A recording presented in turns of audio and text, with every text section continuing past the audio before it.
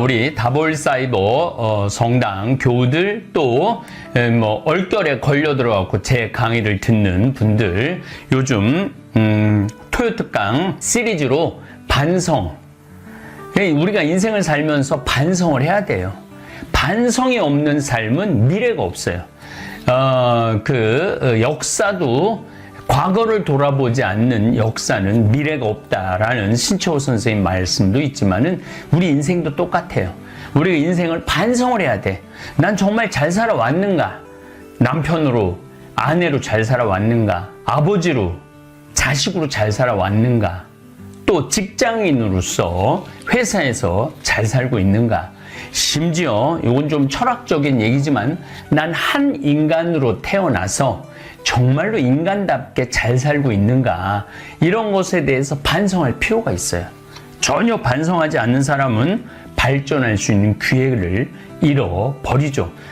뒤집어 갖고 얘기해 갖고 나는 대통령으로서 잘 살고 있는가, 나는 국회의원으로서 잘 살고 있는가, 또 저희들은 난 정말 천주교 신부로서 잘 살고 있는가, 난 정말 하다못해 청소 일을 하는데 청소하는 사람으로서 잘 살고 있는가, 이런 것들을 한 번쯤 반성해 볼 필요가 있다는 거죠. 저 역시 천주교 신부로서 잘 살고 있는가, 많은 반성, 지난 코로나 시기 때 많은 반성을 했고, 제가 가장 약한 부분이 술이에요, 술. 그런데 정말 이제 2달 동안 술을 끊었습니다. 술을 끊으니까 너무 좋은 일이 있어요. 아침에 일어나는 게 즐겁고 하루가 생기가 있고, 술 먹을 때는 그냥 하루 종일 피곤해 쩔어 있는데 요즘은 몸이 생기가 나니까 머리가 팍팍 돌아가요. 그래서 그동안 책을 6권 썼었는데 한동안 책을 안 쓰고 있었는데 요즘은 이게 머리가 돌아가니까 원고를 쓰기 시작해요. 그러니까 참 그런 것들 반성이 필요한 것 같아요. 그리고 반성을 일단 내가 정말 신부로서 합당하게 살고 있는가, 아버지로서 합당하게 살고 있는가, 아내로서, 남편으로서 합당하게 살고 있는가에 대한 그 다음 요구는 성찰하는 거예요. 성찰, 스펙트럼을 갖고 있어야 되는 거죠. 삶의 스펙트럼을 갖고 있어야 돼. 그래서 내가 거기에 맞게끔 잘 살고 있는가. 그래서 내 개인적으로 성찰할 능력이 안 되면은 신앙생활에 귀의를 하든지, 아니면은 무슨 좋은 강의를 듣든지, 좋은 책을 듣든지, 제일 좋은 거는 현인을 만나는 거죠. 철학자를 만나고 현인, 지혜로운 사람을 만나서 이야기를 듣는 거죠. 그런데 사실은 평범한 사람들이 현인을 만난다라는 게 쉬운 일이 아니에요. 그렇다면 요즘은 시대가 좋아지니까 유튜브 강의, 요즘 제 유튜브가 대한민국의 모든 분들이 거의 듣는 것 같아요. 제가 요즘 속초 강릉을 다니면은 식당 서비스하는 봉사자들도 알아보고, 텔레비전 설치하는 기사님들도 저를 알아보고, 거의 하루 종일 다 알아보는 것 같아요. 식당을 가도 전부 다 알아보는 분들이 많은 것 같아요. 그래서 제 강의 요 쇼츠 말고 제가 행복에 관련된 강의, 행복하십니까? 화가 나십니까? 그 다음에 외로우십니까? 성당에 왜 다니십니까? 하늘나라의 여권, 여러 가지 또 환경에 관련된 강의들이 굉장히 많습니다. 더욱이 또 제가 추천하고 싶은 강의는 성서 강의입니다.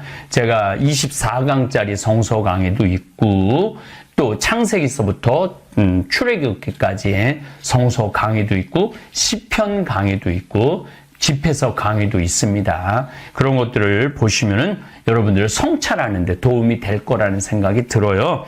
그리고 내가 잘못했다면, 그게 이제 내 잘못한 걸 알았다면은 용서를 구해야 돼. 남편한테 용서 구하고, 아내한테 용서를 구하고, 자식한테 용서를 구하고, 부모한테 용서를 구해야 됩니다. 또 저 같은 경우는 제가 그동안 술에 쩔어갖고 일을 못한 건 아니죠. 일을 못한 건 아닌데 제 개인의 단점을 들여다 볼 때 술은 저 개인의 영적 성숙에 많은 방해가 됐어요. 사실은 제 건강에도 많은 방해가 됐고, 저도 고해성사를 통해서 여러 번 고해를 했고, 이제 여러 번 고해를 한 결과 겨우 이제 2달 금주한 게 잘난 건 아니죠. 그러나 이게 1년, 2년, 3년 되기 위해서는 하느님께 용서를 청할 필요가 있죠. 용서를 이제 청하고 나면은 용서를 받았으면 그걸로 끝나서는 절대 안 됩니다.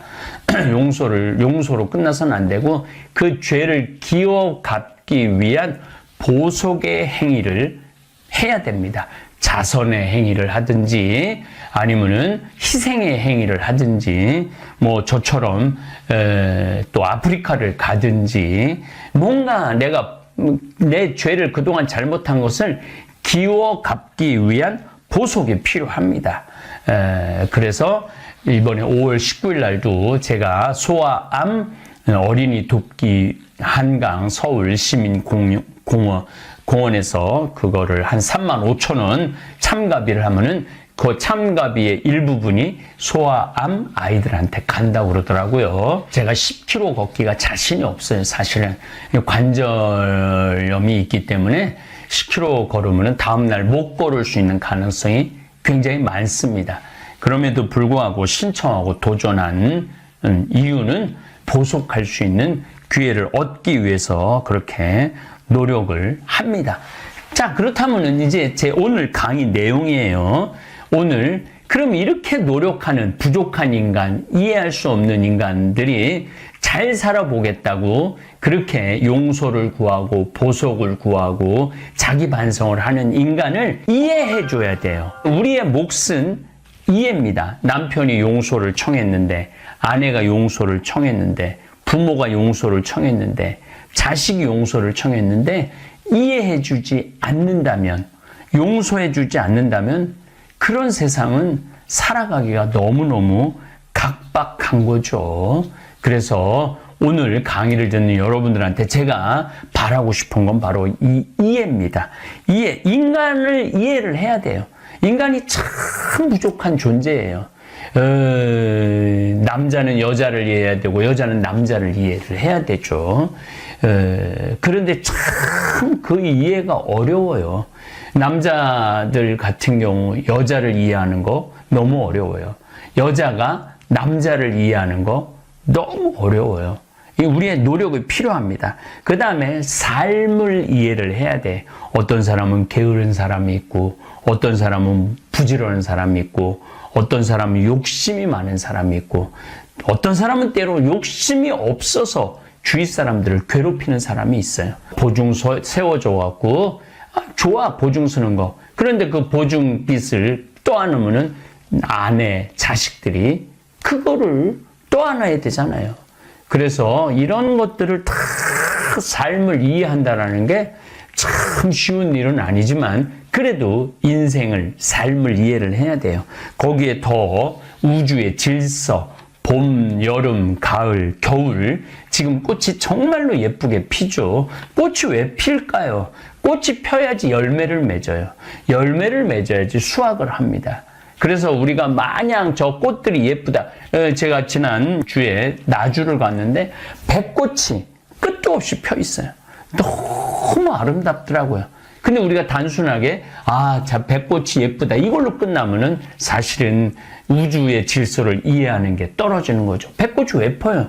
그 꽃이 떨어지고 난 다음에 그 뒤에 바로 배 열매가 맺어지는 거예요. 그러니까 꽃이 피지 않으면 열매가 맺어질 수가 없는 거죠. 만물이 그래, 만물이.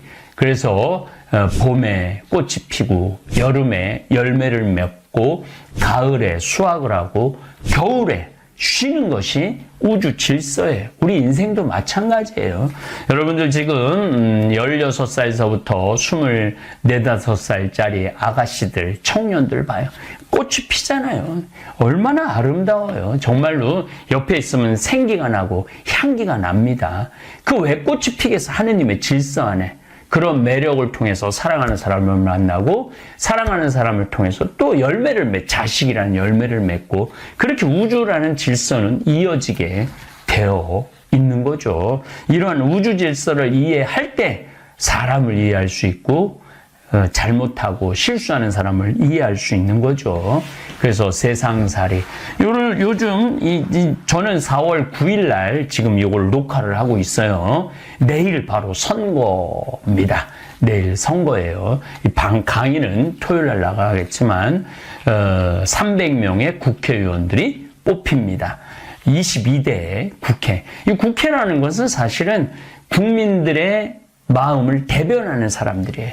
예, 그리고 그 마음을 대변해주고 법을 세우는 기관이 국회입니다. 굉장히 중요하죠. 굉장히 중요한 선거를 앞두고 있고 이 강의를 들을 때 결과가 나올 겁니다.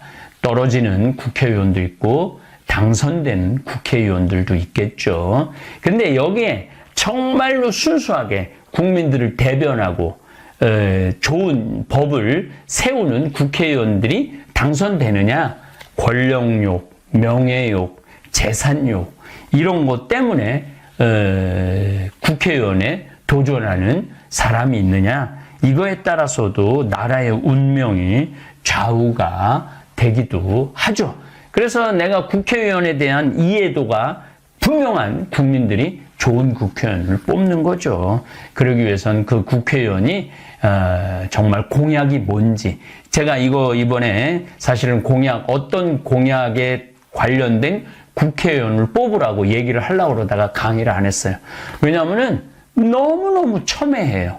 그리고 국민들이 그런 거를 들을 수 있는 마음의 준비가 안 돼 있어요. 물론 저는 첫 번째 이런 국회의원을 오늘 이제 중간에 가다가 얘기는 하겠지만은 어떤 국회의원을 뽑는 1순위냐? 지구 환경 온난화에 대한 비전이 있는 국회의원을 뽑아야 돼요. 왜? 지구 환경 온난화에 대한 비전을 왜 뽑아야 되냐면 이건 경제에 영향을 미칩니다. 정치에 영향을 미칩니다. 심지어 지금 인구 절벽에도 영향을 미칩니다. 왜냐? 제가 20년 전에도 우리나라 국민의 200만 명이 불임이었어요. 애를 갖고 싶어도 애가 생기지 않는 경우가 너무 많아요. 이 인구 절벽이라는 이유가 단순히 애를 낳기 싫어서 애한테 교육적인 부담, 육아 이런 게 힘들어서 애를 안 낳는 경우도 있죠. 그러나 더 큰 근본적인 거는 애를 갖고 싶어도 애가 생기지 않는 경우가 너무 많아요. 이거는 먹을거리하고 연관성이 굉장히 많습니다. 초등학교, 중고등학교 때 인스턴트 음식 많이 먹고 랩에 쌓인 음식, 그 다음에 플라스틱에 쌓인 음식을 많이 먹으면은 아이들의 자궁에 문제가 생겨요. 남자아이들은 정자에 문제가 생기고 자궁이 건강하지 못하면 난자도 건강하지 않고 남자아이들은 보통 정자가 한 5억 마리 정도 건강한 게 있어야 되는데 지금 3천만 마리 이하로 떨어져 버렸어요. 그러니까 이것도 사실은 환경 문제 때문이에요. 그러니까 이 환경의 비전을 갖고 있는 사람을 뽑아야만 우리나라 대한민국이 미래가 있는 거예요. 그런데 그런 거에 대한 욕하고 비난하고 헐뜯고 그야말로 막말로 대파 그 다음에 10만 원 카드 쓴 거 이런 거 물론 조국 그분도 딸 하나 대학 불법으로 한 거 이게 사실은 큰 덩어리로 본다면은 이게 국가 국민을 미래를 좌지우지하는 그런 사람을 뽑을 기준은 아니라는 거죠. 그 기준점은 지금 지구온난화, 이상기후, 여기에 파급되는 문제 많아요. 경제, 정치, 그 다음에 인구절벽, 더 기가 막힌 건 요즘 사과값, 백값 뛰죠? 이것도 다 뭐 때문이에요? 지구온난화 때문에 그래요. 이것 때문에. 그리고 앞으로는 지금은 과일이 정말 폭등을 하겠지만 앞으로는 밀, 콩, 쌀, 감자, 옥수수 이게 폭등을 하게 되면 여러분들 하다못해 식용유 값까지 다 폭등을 하는 거예요. 이게 다 어디에서부터 발생되느냐? 지구온난화, 이상기후서부터 지금 어제 그러니까 4월 8일이죠. 남극의 기후가 38.5도가 올랐다고 그래. 남극이 38.5도. 이거는 이제 우리는 지구 멸망이 아니고 인류 멸망. 이거 지구 멸망하고 인류 지금 이에 관련된 제가 표현을 쓰지만은 지구 멸망하고 인류 멸망하고는 너무너무 다른 거예요. 지구는 멸망하지 않아요. 인류가 멸망하는 거죠. 인간이 여기서 지구에서 사라지는 거지 지구는 그대로 있을 거예요. 지구는 또 다른 체인지를 하겠죠. 바꾸겠죠. 뭐 개미하고 하든지 벌하고 하든지 무슨 야생 동물하고 하든지 이 지구는 또 다른 모양으로 바뀌어 가겠죠. 그러나 인류는 멸망에 목전에 와 있어요. 그러니까 이 국회의원들이 지금 22대 국회의원들이 가장 중요한 시기에 국회의원이 되는 거죠. 왜? 2020 오늘 4년인데 4년, 5년, 6년, 7년까지 하거든요. 2030년이면 끝난다는 거예요. 그러니까 가장 중요한 시기에 내가 국회의원을 뽑는 기준점이 뭐가 돼야 되느냐? 이 지구온난화. 사실은 이건 제 얘기가 아니고 유럽의 국회의원들은 공약의 50%가 지구온난화 이상 기후예요.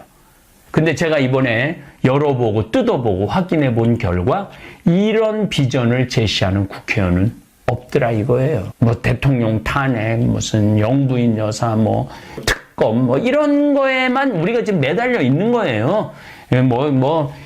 그리고 뭐 의사, 뭐 증원, 뭐 의대 증원 이거에 지금 온 나라가 빠져갖고 큰 덩어리를 이해하지 못하는 거예요. 이해하지 못하고 있어요.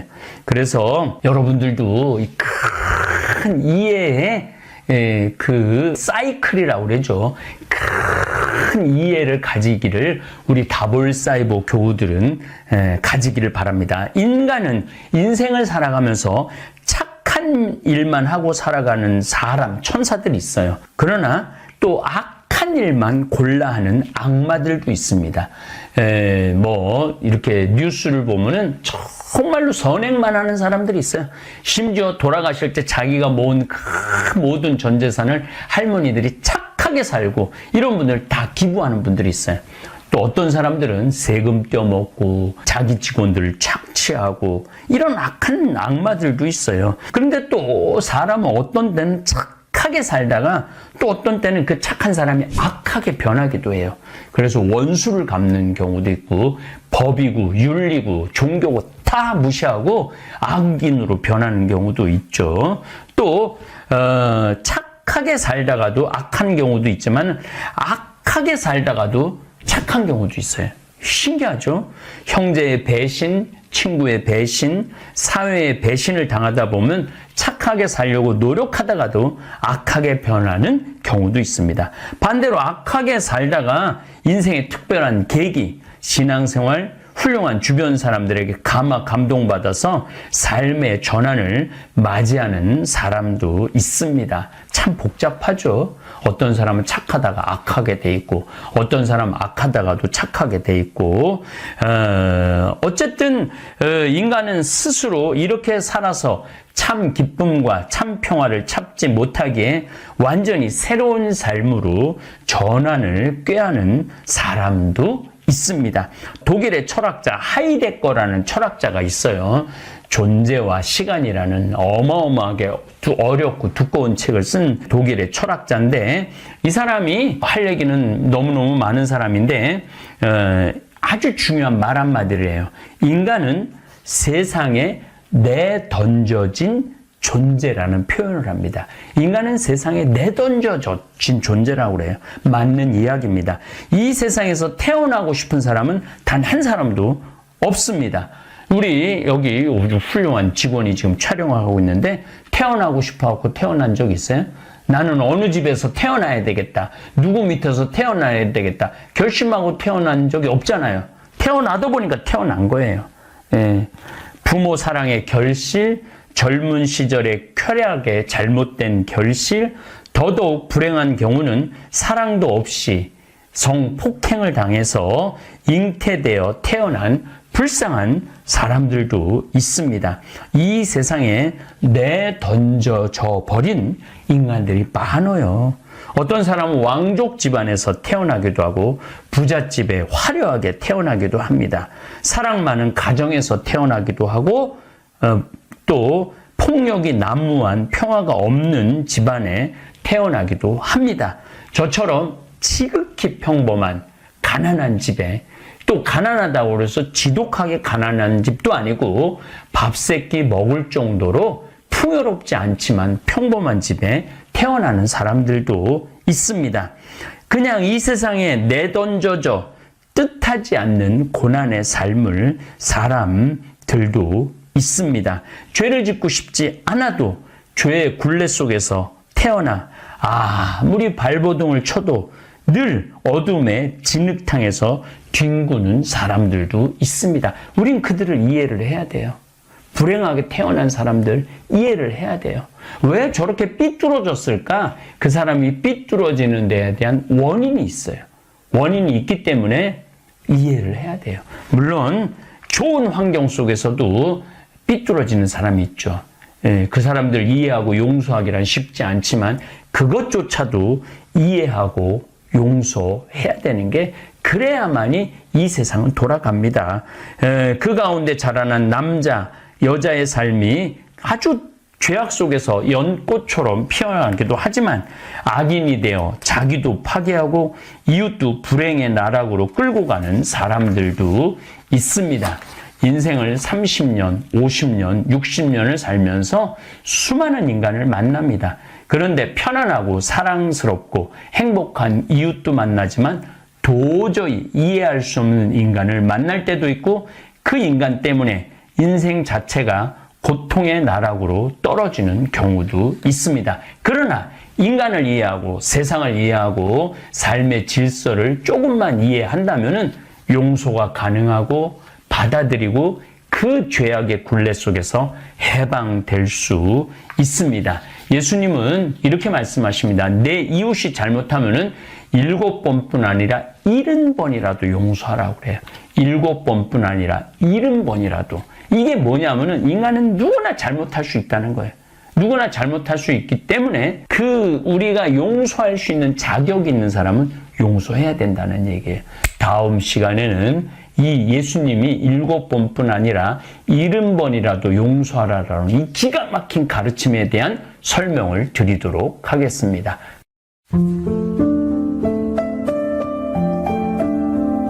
우리가 이 세상을 살면서 악마의 유혹에만 안 빠지면 세상 참 행복하게 살 수 있어요.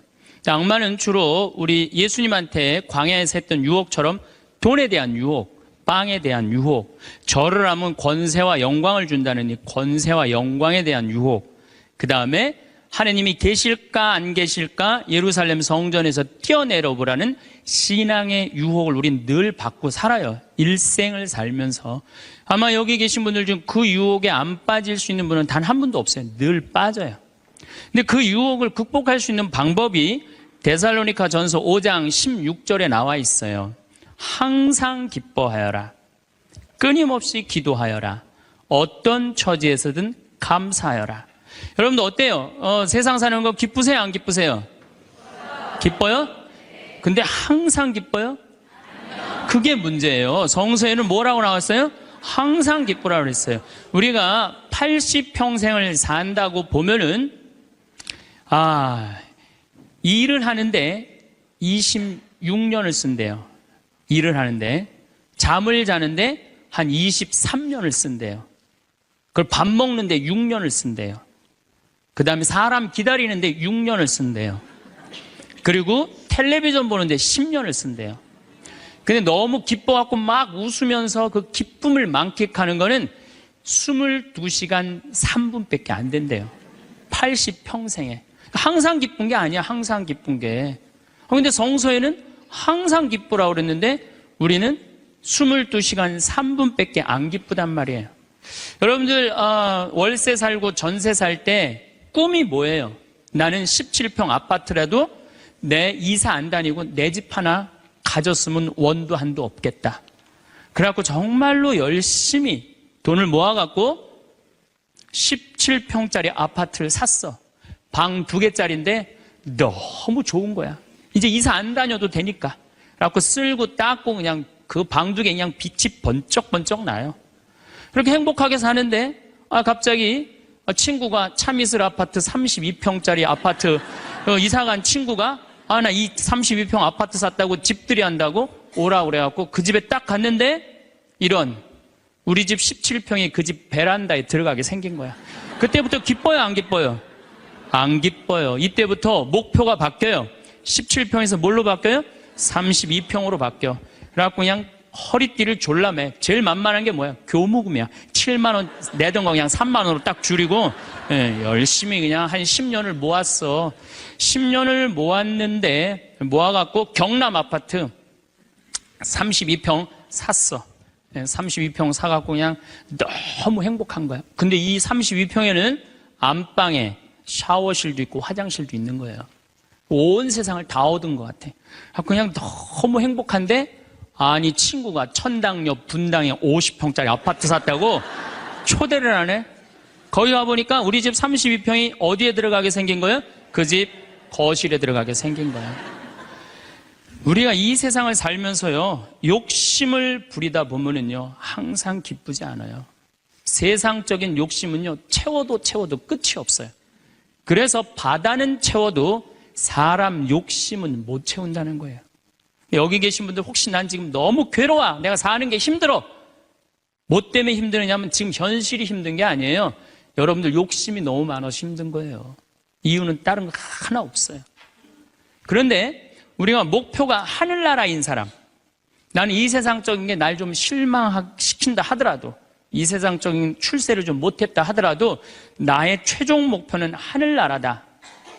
정말로 아름다운 꽃이 있고 아름다운 사람들이 있고 성모님이 있고 하느님이 있고 예수님이 있고 오늘 채칠야 성녀 같은 그런 정말 아름다운 분들이 있는 그곳에 내가 간다라는 희망을 가진 사람은요 이 세상적인 게 날 좀 실망시킨다 하더라도 항상 기쁘게 살 수 있어요. 그런데 이 세상에 욕심만 부리다가 하느님 믿지도 않고 하늘나라에 대한 희망을 두지 않는 사람은 마지막에 빈털터리로 갈 수 있다는 얘기입니다.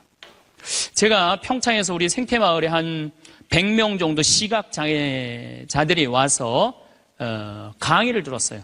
근데 그냥 강의를 너무 재밌게 듣는 거예요. 그래서 당신들 뭐가 그렇게 재밌느냐 그러니까 신부님 우리는 눈에 뵈는 게 없어서 행복해야 되는 거예요. 눈에 뵈는 게 없어서.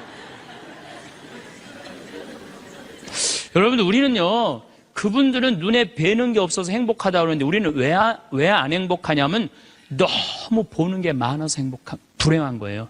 BMW, 벤츠, 그 다음에 남하고 비교하는 거야. 내 자식하고 남 자식하고 비교하는 거야. 내 자식은 요것밖에 안 됐는데 남 자식은 뭐 서울대학에 무슨 뭐 변호사에 뭐 판사에 검사에 의사에 내 자식 꼬라지는 요것밖에 안 되고 그러니까 불행한 거예요. 한국 사람들이 왜 불행한 줄 알아요? 모두 출세해야 돼. 그냥 이 세상에서 전부 다 출세. 여러분들 출세하면 행복할 것 같아요? 난 요즘 텔레비전 보면서 그 장관들 청문회 할 때 보면은 정말로 저러고 장관 되고 싶을까 그런 생각 들 때 참 많아요.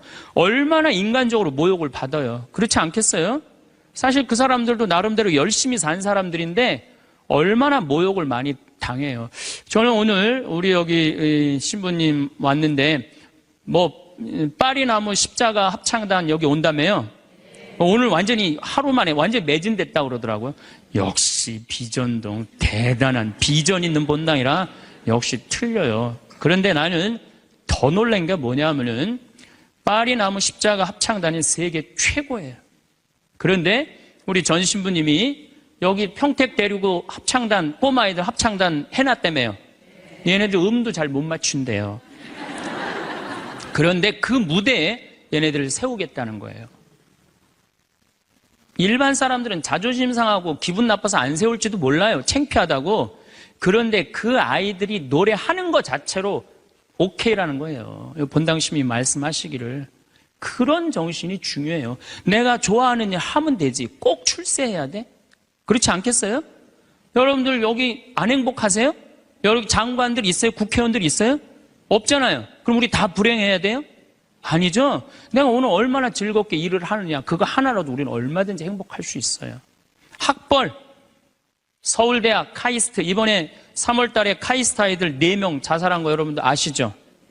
얼마나 똑똑한 아이들이에요. 여러분들 공부 잘하면 좋을 것 같아요? 공부 잘하는 애들끼리 또 스트레스가 많아요. 서울대학도 다 1등 하는 거 아니에요. 거기 한 과에 40명이면 거기서 또 꼴등이 또 있어요. 거기서 또 꼴등이 있어요. 걔네들은 또 자괴감을 느낀다는 얘기예요.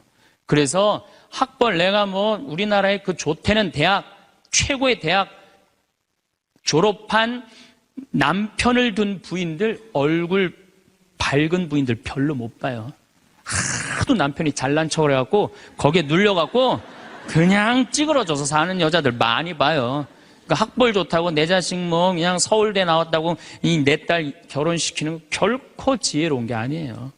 그래서 우리는 너무 출세, 학벌, 돈, 이 돈도 제가 보기에는 돈이 우리가 행복을 결정해 주는 것 같지는 않아요. 저는 요즘 뭐 이 입시철만 되면은 막 교수들이 막 돈 받고 그냥 부정 입학시키고 감옥에 들어가고 그 박사까지 돼서 교수까지 돼서 그 돈 몇 푼 받아먹고 감옥에 가요. 그 요즘 부산 저축은행 줄줄이 다 들어가는 거 보세요. 돈이 많으면요 더 많은 유혹에 빠지는 거예요.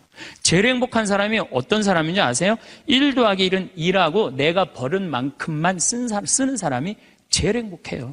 근데 또 어떤 사람이 불행한 줄 아세요? 자기가 번 걸 쓰지도 못하고 죽는 사람들 많아요. 보면 9개 번 사람은요 10개 채우려고 1개 더 모으려고요 9개 손도 못 대고 죽는 사람들 많아요. 99개 가진 사람은 100개 채우려고 99개 쓰지도 못하고 죽는 사람들 많아요. 돈은요 제가 지난번에도 강의를 했듯이 내가 쓴 것만 내 돈이에요. 내가 쓴 것만.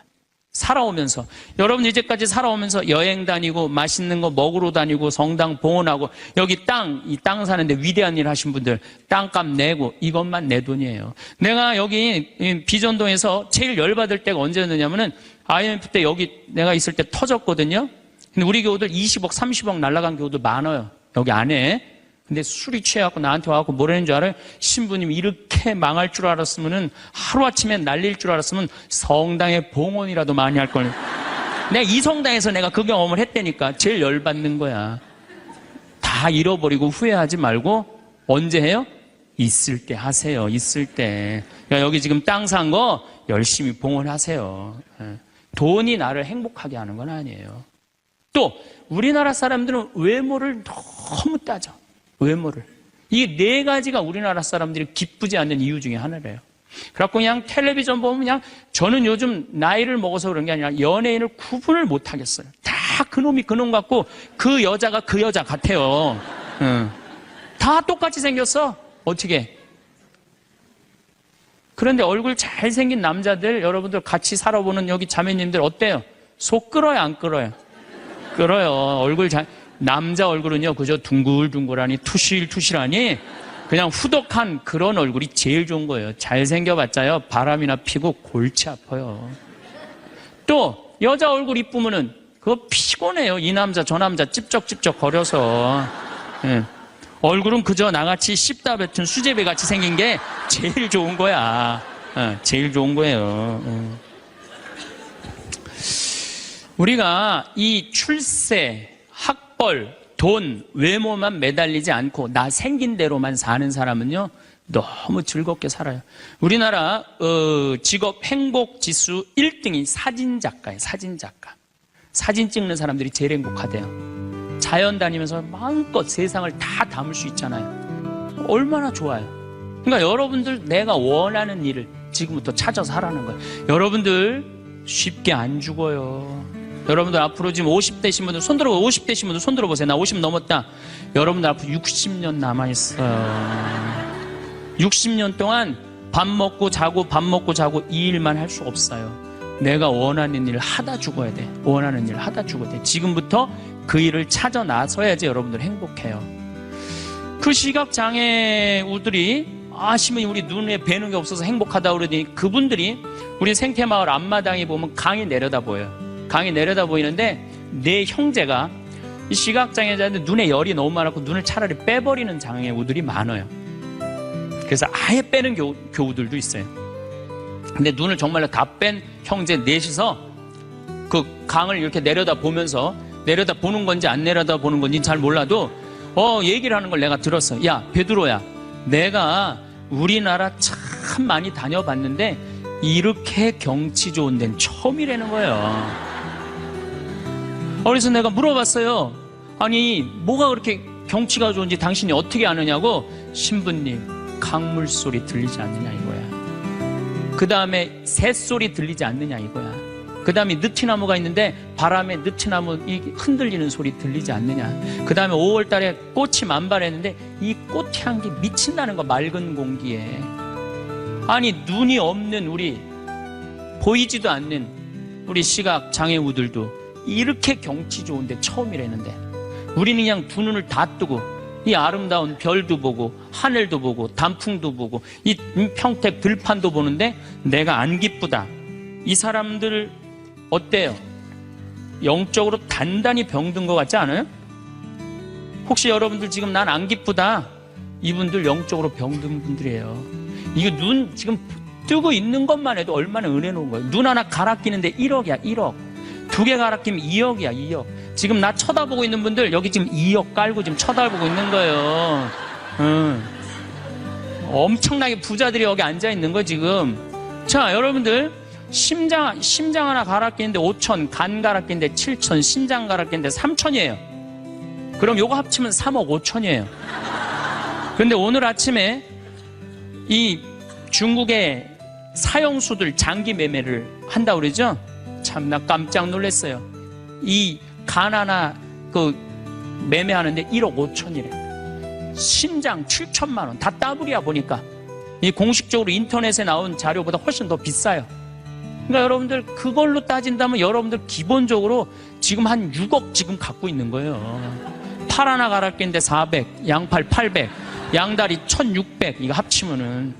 아니, 이렇게 양다리 양팔 다 갖고 있으면서 내가 기쁘지 않다. 지금 기쁘지 않는 분은 욕심이 꽉 차서 기쁘지 않는 거예요. 돈 욕심, 자식 욕심, 명예 욕심. 이 욕심을 아직 못 채웠다고 지금 기쁘지 않고 맨날 짜증 부리고 신경질 부리는 거예요. 지금 이렇게 건강한 몸으로 지금 집에서 여기 성당까지 걸어오셨다. 여러분들은 무조건 행복해야 되고 기뻐야 돼요.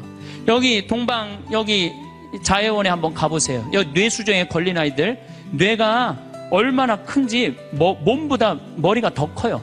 얘네들은 평생 일어나질 못해요. 그러니까 점점 머리가 커지다가 20살도 못 넘기고 죽어요. 평생 한번 일어나 보지도 못하는 거예요. 근데 여러분들은 지금 걸어서 두 다리로 여기까지 와서 앉아있다. 무조건 삶의 충만함, 살아있는 거에 대한 희열을 느끼셔야 돼. 난 정말로 건강하게 살아서 내가 움직이고 있구나. 근데 난 지금 얼굴에 그냥 기쁨이 하나도 없어.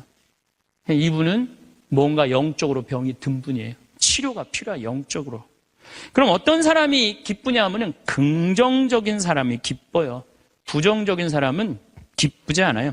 세상을 삐딱하게 보는 분들은 안 기뻐요. 보면은 장사 안 돼도 대통령 탓, 고수톱 안 돼도 대통령 탓, 내가 이렇게 지질이 못 사는 것도 부모 탓, 다 남 탓하는 사람은요, 기쁠 수가 없어요. 남 욕하는 사람은 행복하지가 않다는 거예요. 그래서 항상 긍정적으로 말해야 돼. 경제학자 파레토라는 사람이 있는데, 이 사람이 개미들 있죠, 개미들. 개미들이 참 부지런한 곤충이잖아요. 그래갖고 개미를 관찰을 해봤어요. 그랬더니 개미들이 100마리가 왔다 갔다 하는데, 놀랍게도 먹을 걸 물고 왔다 갔다 하는 거는 20마리밖에 안 된대요. 나머지 80마리는 그냥 왔다 갔다 하는데 그냥 아무것도 안 하고. 그래갖고 너무 신기해갖고 요 20마리를 또 모아갖고 또 100마리를 만들어 놓으니까 처음에는 다 물고 왔다 갔다 하더니 조금 지나더니 20마리만 먹을 걸 물고 왔다 갔다 하고 나머지 80마리는 그냥 왔다 갔다 하는데, 어느 공동체나 열심히 일하는 사람은 20%예요. 나머지 80%는 그냥 왔다 갔다 하는 거예요. 성당도 똑같아요. 성당도 보면은 성당 와서 미사해설하고 나 오늘 저녁 너무너무 맛있게 먹었는데 저녁 준비하고 뭐 성당에서 봉사하는 사람은 20%고 나머지 80%는 그냥 왔다 갔다 하는 거야. 가방 들고. 근데 본당 신부가 그 20%에 초점을 맞추느냐 80%에 초점을 맞추느냐에 따라서 본당 분위기는 하늘과 땅 차이예요. 80% 그냥 왔다 갔다 하는 사람 맨날 욕해. 당신들 그래갖고 천당 가겠느냐, 당신들 그렇게 살아서 예수님한테 상 받겠느냐, 맨날 욕먹어. 그러면 20%, 열심한 20%가 무슨 생각을 하냐면 나는 뭐야? 난 정말 집안일도 다 뒤로 하고 하느님 일 이렇게 열심히 하는데 칭찬 한 번도 받은 적이 없어. 그럼 그 사람들 기운 빠져요. 성당 분위기 쫙 떨어지는 거예요. 그런데 그 20% 당신들 때문에 우리 성당 움직인다. 당신들은 하느님이 보내준 천사다. 정말로 고맙다. 이러면 20%가 으쌰으쌰 해갖고 신나게 움직이면은 나머지 80%도 얼떨결에 따라오는 거예요. 이게 바로 성당 분위기예요. 긍정적인 면을 강조하느냐, 부정적인 면을 강조하느냐, 엄청난 차이가 나요. 여러분들 남편들 100% 마음에 들어서 데리고 살아요? 한 20%만 마음에 들어도 데리고 사는 거예요. 술은 안 먹지 않느냐, 때리지는 않지 않느냐, 월급은 제때제때 갖다 주지 않느냐. 만약에 마음에 안 드는 80%만 맨날 말하면요, 그 부부는 못 살아요. 긍정적인 걸 보는 거 중요한 거예요. 내가 여기 비전동에 5년 있다가 경기도 광주 능평성당이라는 데를 갔어요. 저 개인적으로는 이 비전동이 사실은 우리 수원교구에서도 최고의 본당이라고 자부를 해요. 교우들도 정말로 착하고 말 잘 듣고. 근데 딱 갔더니 여기는 우리 박건순 신부님이 딱 저조소 했는데 거기 가보니까 아무것도 없어. 그냥 성당은 천막에다가 옆은 콘테이너에다가 바닥은 맨 흙이야. 거기 그냥 바닥에 흙에서 막 원추리 붓꽃이 막 피는 거야. 제대 꽃꽂이가 필요 없어. 알아서 펴주니까.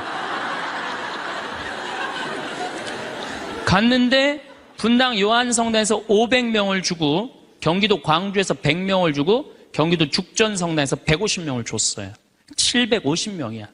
딱 갔는데 안 그래도 성당도 허접한데 아니 그 죽전에 사는 그 교우들이 우리 쪽으로 주교님이 발령을 냈단 말이에요. 이제 능평성당으로 가라고. 근데 거기서 전화가 왔어요. 교우들이. 신부님, 우리가 이제까지 죽전성당 짓느냐고 그렇게 애를 썼는데 또 신설성당으로 우리 집으로 가라고 그러더니 이 말이 됩니까? 자기네들끼리 회의를 했는데 안 오기로 결정을 했대요. 자, 제가 그 안 온다는 150명하고 싸웠을 것 같아요? 안 싸웠을 것 같아요? 안 싸웠어요. 왜? 그분들 와봤자 더 골치 아파요. 더 골치 아파요. 그래서 오지 말으라고 그랬어요. 근데 나한테 600명이야. 근데 우리 이 능평성당은 이 버스를 타고 이 능평 교우들이 분당으로 나가면은요, 버스 한 번이면 가요. 근데 우리 성당으로 오려면 2번을 갈아타야 돼. 그러니까 교우들이 다 분당으로 나가는 거예요. 미사 참여 이제 딱 150명이 오는 거, 150명이 주일날. 내가 여기 떠날 때 주일날 여기 1700명이 왔거든요. 내가 막 떠날 때 여기가 주일날. 1700명 맨날 하다가 150명 오니까 이건 사람도 아닌 거예요. 숫자가. 너무 좋더라고요. 그래갖고 미산 딱 11시 미사 한 대. 한 대니까 미사 끝나면 맨날 돼지를 한 마리씩 잡는 거예요.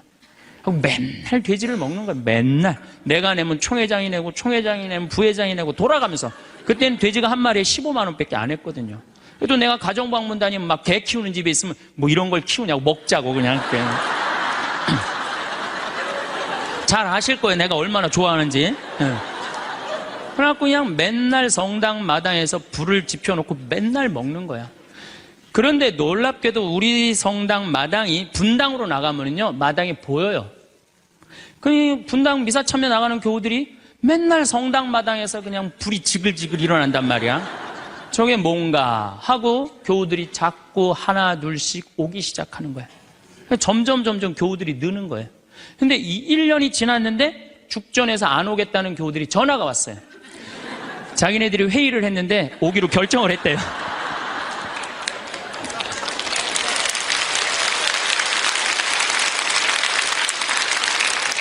그래서 제가 오지 말라고 그랬겠어요? 오라고 그랬겠어요? 대환영이라고. 그래서 오라고 떠났던 교우들이 다 오는데 교우들이 1000명이 됐어요. 1년에. 근데 또 이제 아파트가 조금씩 들어가고 2년 만에 2000명이 됐어요.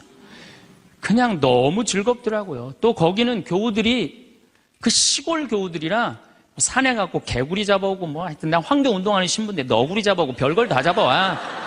이거 뭐 신부님 이거 개고기라고 그러고 거짓말하고 막 먹이고 너무 행복했어요. 그 예수 부활 대축일 끝나고 사순절 끝나고 예수 부활 대축일 미사 끝나고 난 다음에 숫자가 조금이니까 엠마오를 가도 회장단하고 안 가고 본당 교우들 다 가자. 우리 그땐 또 IMF 망해갖고 노는 사람이 너무 많았어요.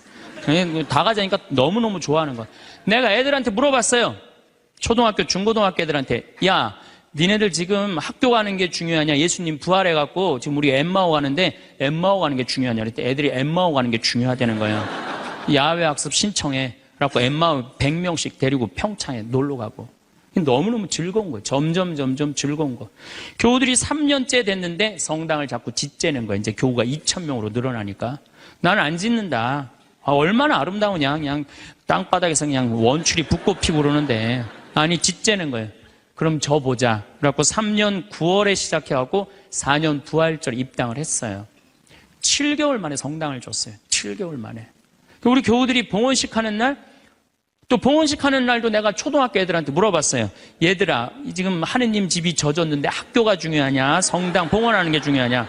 성당 봉헌하는 게 중요하대요. 그래서 니네들 오후 2시에 봉헌시니까 오전에 학교 갔다가 조퇴 다 하고 와라. 애들이 조퇴하고 100명이 왔어, 100명이. 수요일 날 봉헌식을 했는데. 그냥 교우들이 그래, 우리가 언제 이렇게 성당을 줘서 봉헌을 했느냐고. 나는 3억 목표가 고객 만족이 아니라 고객 기절이에요. 교우들이 기절할 때까지 나는 한다. 그래서 여러분들 여기 어른들 바닷가 갔던 거 생각나요? 700명? 가서 그냥 3박 4일 동안 기절하면서 놀았잖아요. 근데 그때도 내가 이루지 못한 일을 여러분들이 올해 우리 전 신부님이랑 저 앞에 땅 사신 거 너무 대단한 거예요. 기쁨은요, 모든 일이 일어나는 거예요. 그러니까 교우들이 기절한 상태에서 너무 행복하니까 자기 주머니에서 돈 나가는지도 모르고 막 내는 거예요. 깨보니까 성당이 젖은 거예요. 깨보니까. 기쁨은요, 모든 일이 이루어져요. 분열이 있고 미움이 있고 징후가 있는 데는요, 아무 일도 안 일어나지만은 기쁨이 있는 데는요, 기적이 일어나게 돼 있는 거예요. 그래서 여러분들 우리가 기쁘게 사는 거는 아주 중요해요. 기쁘게. 그럼 어떤 사람이 기쁘냐? 긍정적인 사람이 기뻐요. 긍정적인 사람이. 성모님은 긍정적이셨을까요? 착했을까요? 성모님 100번 긍정적이에요. 처녀한테 천사가 나타났어. 마리아, 너 아이를 가질 것이다. 저는 처녀인데요. 아마 착한 여자였다면 이렇게 얘기했을 거예요. 아니, 난 너무 지금 요셉이랑 약혼한 상태라 나는 요셉한테 미안해서 애 갖고 난 절대 결혼 못 한다. 난 순수하고 깨끗하게 요셉한테 시집 가고 싶다. 그리고 우리 어머니 아버지 쓰러진다. 아니, 그리고 왜 처녀한테 와서 그러느냐. 애 한 둘, 셋 논데 가서 얘기해봐라. 분명히 그랬을 거예요. 근데 성모님은 굉장히 긍정적이셨어요. 당신을 통해서 인류의 구세주가 탄생한다 그러니까 이 몸은 주님의 종입니다. 그대로 저에게 이루어지기를 바랍니다. 한번 해보자는 거예요. 얼마나 적극적이고 긍정적이에요. 이렇게 적극적이고 긍정적이셨기 때문에 인류 구세주의 어머니가 된 거예요. 그래서 나는 긍정적인 여자가 좋지 난 착한 여자는 좋아하지 않아요. 나는 착한 여자가 난 싫어요, 사실은. 착한 여자 짜증나요, 짜증나. 우리 생태마을에 50, 60이 다 돼갖고 암이 걸려갖고 오는 분들 많아요. 특히 자매들. 근데 이렇게 얘기를 해요. 신부님, 나 평생 집안을 위해서 고생하고 희생하고 내가 참고 견디고 살았는데 맨 마지막에 이렇게 암이 걸려갖고 내 인생을 돌아보면 남는 게 아무것도 없다고. 정말로 억울하고 분하다고. 그럼 나한테 막 울고 난 이런 여자들 짜증나요. 누가 그렇게 살래요? 집에서는 엄마가 행복해야 돼. 집에서는 엄마가 행복해야 돼요. 무슨 얘기냐면은 나 지금 남편이 맨날 바람 펴. 남편이 맨날 빚졌어. 시어머니 모시는 거 너무너무 지겨워. 그래갖고 맨날 머리 하얀 거 탁 끼고 그냥 맨날 누워있어. 그래갖고 애가 그냥 학교 끝나고 엄마 나 학교 다녀왔어. 그냥 저 집 식구만 보면 신경질이 나는데 애까지 학교 다녀갖고 그래서 나보고 어쩌라고. 예. 이러는 엄마는요, 애들이요, 집을 겉돌기 시작해요. 겉돌기 시작해. 엄마가 행복하지 않는 집 애들은요, 집 밖을 나가 떠돌아다니게 돼 있는 거예요. 맨날 지겨워 죽겠다. 입만 열면은. 죽었으면 좋겠다. 이렇게 말하는 엄마 있는 집의 자녀들은요, 집에 안 들어가요. 집에 들어가면 맨날 엄마가 입에서 나오는 소리가 죽었으면 좋겠다, 지겨워 죽겠다, 내 팔자야 이러면은요, 애들은 겉돌기 시작하는 거예요. 그러면 겉돌아갖고 나가갖고 떠돌아다녀서 3년을 떠돌아다니면요, 진짜 골치 아픈 애가 돼서 돌아와요. 근데 엄마가 너무너무 기뻐. 엄마는 학교 다녀왔어. 우리 아들, 딸 수고했어. 공부하느냐고 얼마나 힘들었어. 엄마가 맛있는 간식 사놨거든, 만들어놨거든. 딱 안아주면은요, 애는 간식 먹으면서 집에서 행복하게 살 수 있어요. 집에서 누가 행복해야 돼? 엄마가 행복해야 돼. 그러니까 여기 계신 분들, 내가 행복한 게 결국은 누가 행복한 거야? 자식이 행복한 거예요. 그러니까 누구한테 잘해줘야 돼? 엄마한테, 본인한테 잘해줘야 돼요. 희생한다고 그게 훌륭한 게 아니에요. 참는다고 그게 훌륭한 게 아니에요. 집에서 누가 행복해야 되냐면 아내가 행복해야 돼, 아내가. 근데 우리나라 대한민국의 아내들은요, 희생하고 인내하고 참아요. 더욱이 성당 다닌 사람들은 자기가 십자가 진다고 생각하고 파마 한번 하면은 보통 제대로 좀 잘 뽑으려면 한 10만 원 정도 들고, 여기 뭐 트리트먼트, 영양 이거 하려고 그러면 한 20만 원 정도 들잖아요. 그러니까 그 돈이면, 이 돈이면 차라리 뭐 한다? 이 돈이면 차라리 애 학원을 한 번 더 보낸다. 이 돈이면 내가 살림살이를 하나 더 한다. 그리고 자기는 파마를 어떻게? 3만 원짜리 철모 뒤집어 쓴 거 딱 하고 1년 내내 풀어지지도 않는 거 그냥 딱 쓰고 있는 거. 난 그런 여자가 싫다는 거예요. 그런 여자가. 그래갖고 이제 아침에 이제 남편이 출근할 때 보면 막 또 그게 또 부풀러갖고 사자 머리 풀어헤쳐놓은 것처럼 막 이러고 눈 이상하게 또 여보 다녀와. 다녀오게 하고 난 다음에 다녀오라고 그러죠. 허벅지 쳐더진 치마도 좀 입고, 가슴 파인 것도 입고, 향수도 딱 뿌리고, 머리도 딱 한쪽으로 딱 묶고, 예쁘게 하고 여보 다녀와. 그래야지 남편이 야, 나 이쁜 마누라 이거 위해서 내 다녀와야 돼. 이런 생각이 들지. 그냥 머리는 뭐 그냥 이래고 그냥 잠도 그냥 개슴치레하고 다녀오라고 그러면. 근데 또 대한민국 남자들은 착해요. 또 다녀오랜다고 저녁에 여보 나 다녀왔어. 근데 아직도 사자머리를 하고 그냥. 여러분들, 우리 평창에 읍내에 룸사롱이 있어요.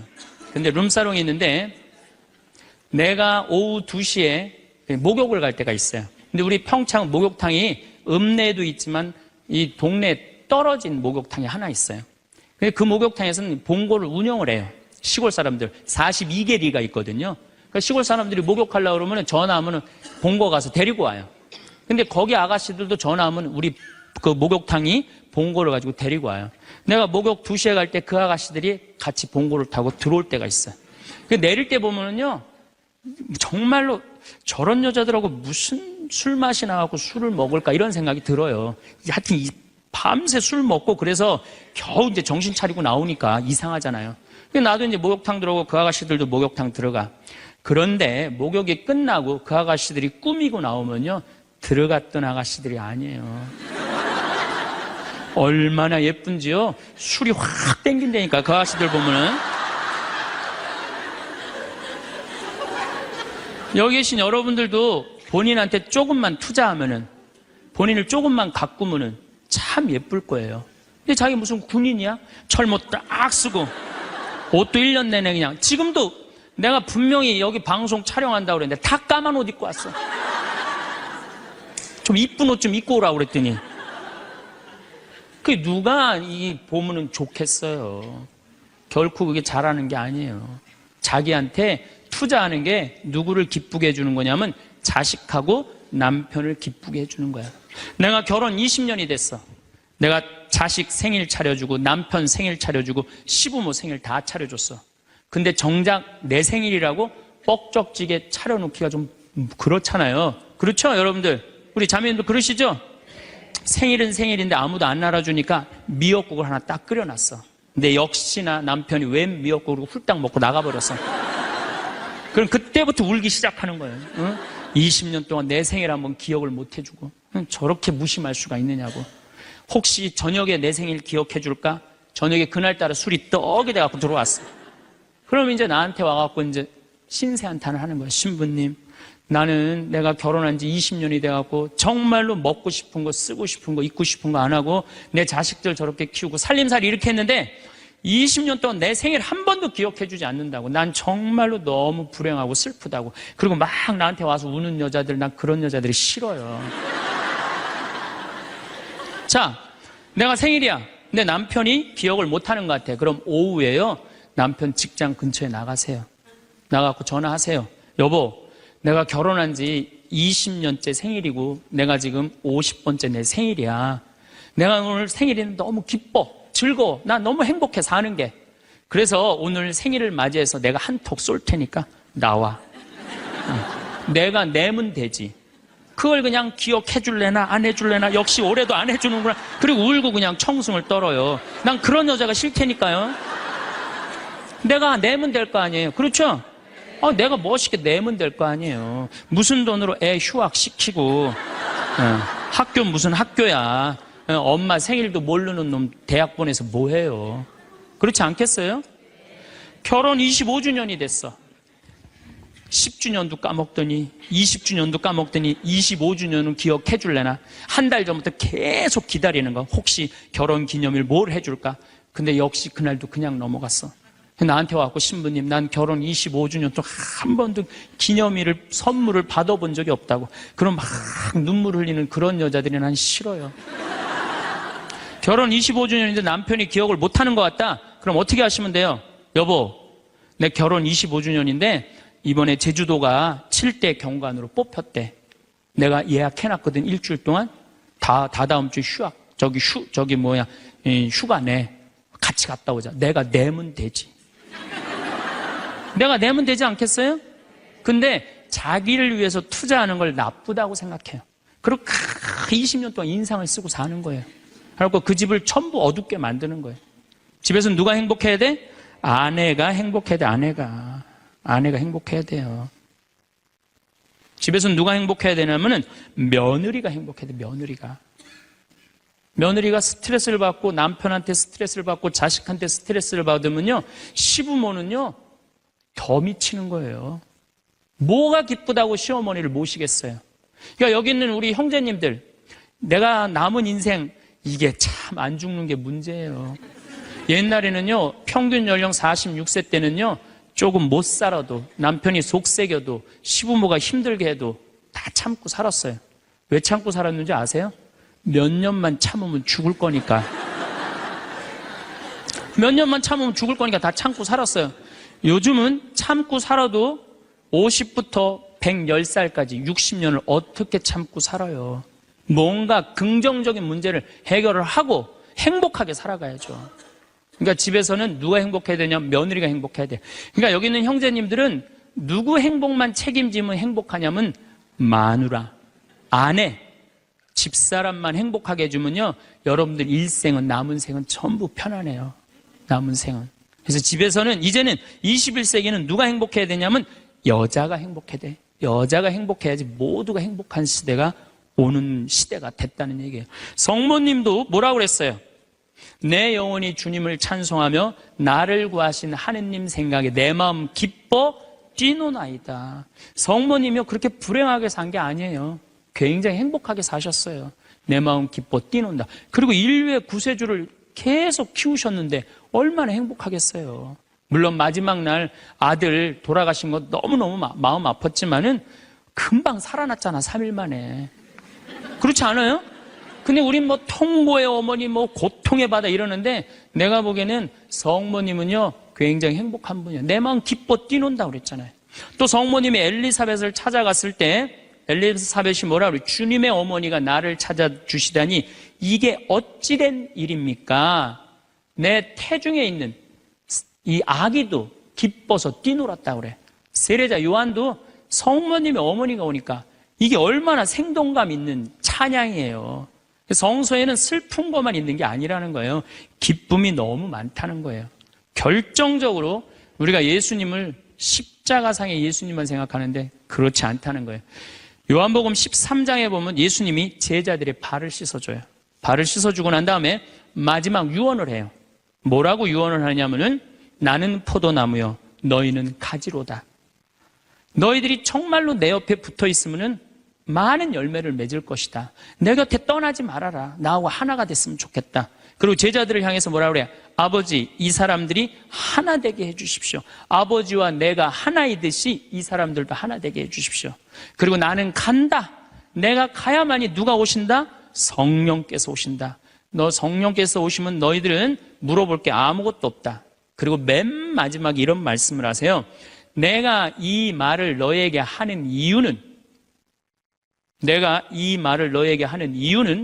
내 기쁨이 너희 안에 흘러 넘치게 하려는 것이다. 자, 예수님이 제자들의 발을 씻어줬어요. 최후에 만찬을 했어요. 그리고 마지막 유언을 했어요.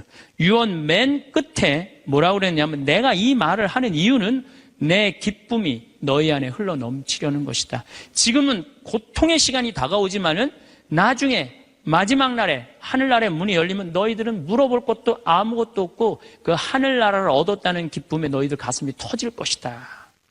그러니까 여러분들 내가 구원받았다는 확신이 있는 사람들은요, 이 세상 힘들어도 이 세상이 좀 나를 실망시킨다 하더라도 내가 마지막에 하느님 아버지 집에 간다라는 확신이 있다면은 어떨 것 같아요?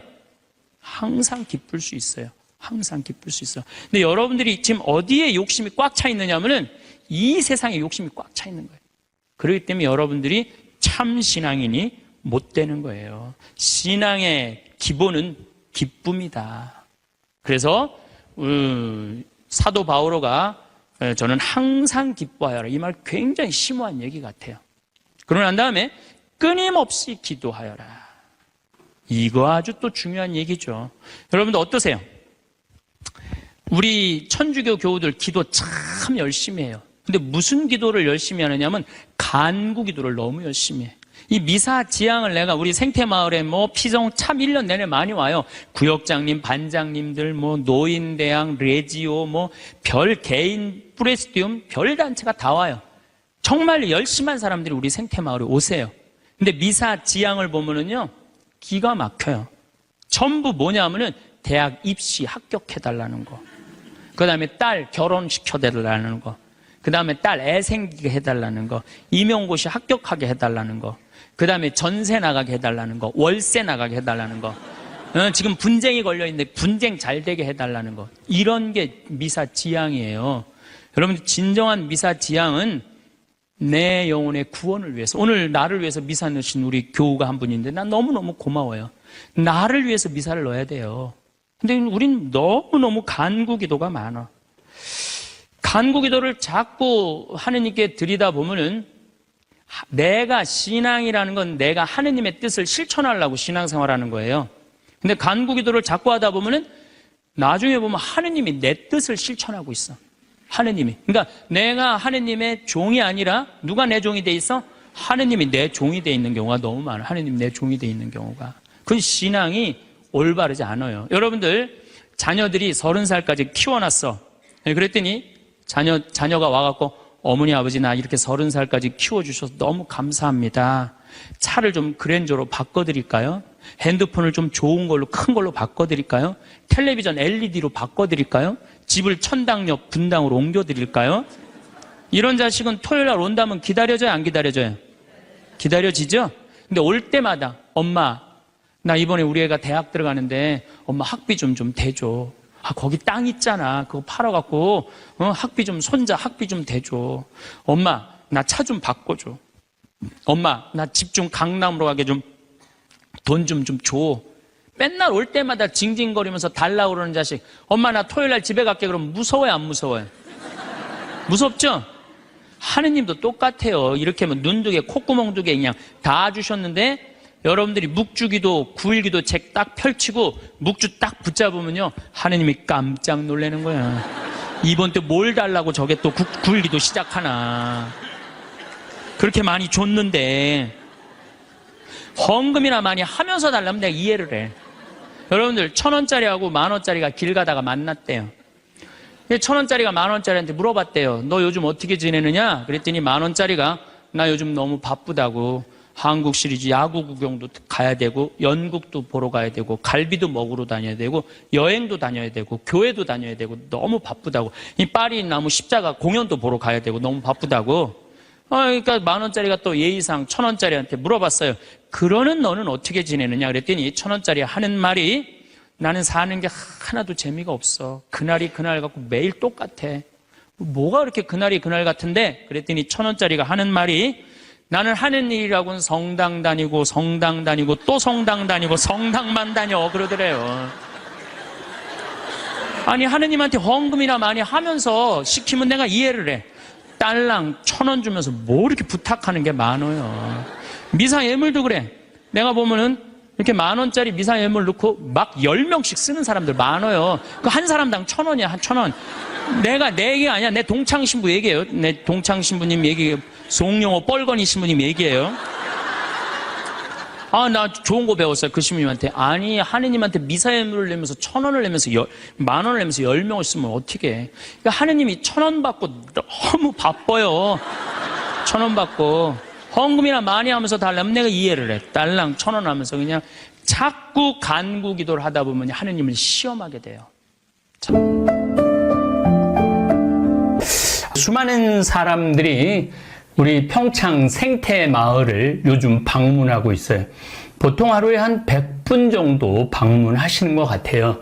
그런데 뭐 방문한다고 특별한 프로그램이 있는 것도 아니고 그냥 여기 앉아갖고 이야기들 나누시고 차 한 잔 마시고 그리고 가십니다. 며칠 전에는 저기 전라도 순천에서 할머니 한 분이 오셨는데 나 죽기 전에 생태마을에 황창현 신부님 계신 곳에 가고 싶다고 그래갖고 딸이 모시고 온 분이 계세요. 이렇게 보니까 아주 노쇠하셨더라고요.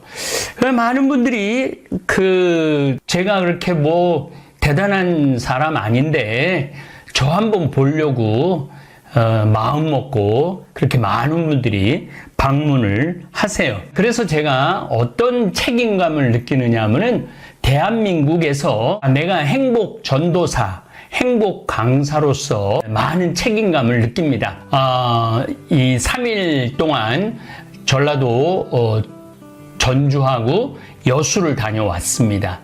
음식점을 한 4-5군데 갔는데 딱 한 집만 빼고 모든 분들이 저를 알아보더라고요. 신부님 강의 듣고 너무 행복하다고. 당신은 천주교 신자 아니라고. 천주교 신자 아닌데도 제 강의 많이 듣고 위로를 받는다는 그러한 말씀들을 하시더라고요. 그래서 어떻게 보면은 대한민국이 제 강의 유튜브로 도배를 하는 것 같은 생각 듭니다. 그리고 저분들한테 내가 희망을 줄 수 있다면, 저분들이 내 강의를 듣고 행복했으면 좋겠다, 그런 생각을 많이 합니다. 저는 사실은 저작권을 주장하지 않아요. 하느님 말씀을 저작권을 이렇게 요구한다라는 게 제가 하느님한테 죄를 짓는 것 같더라고요.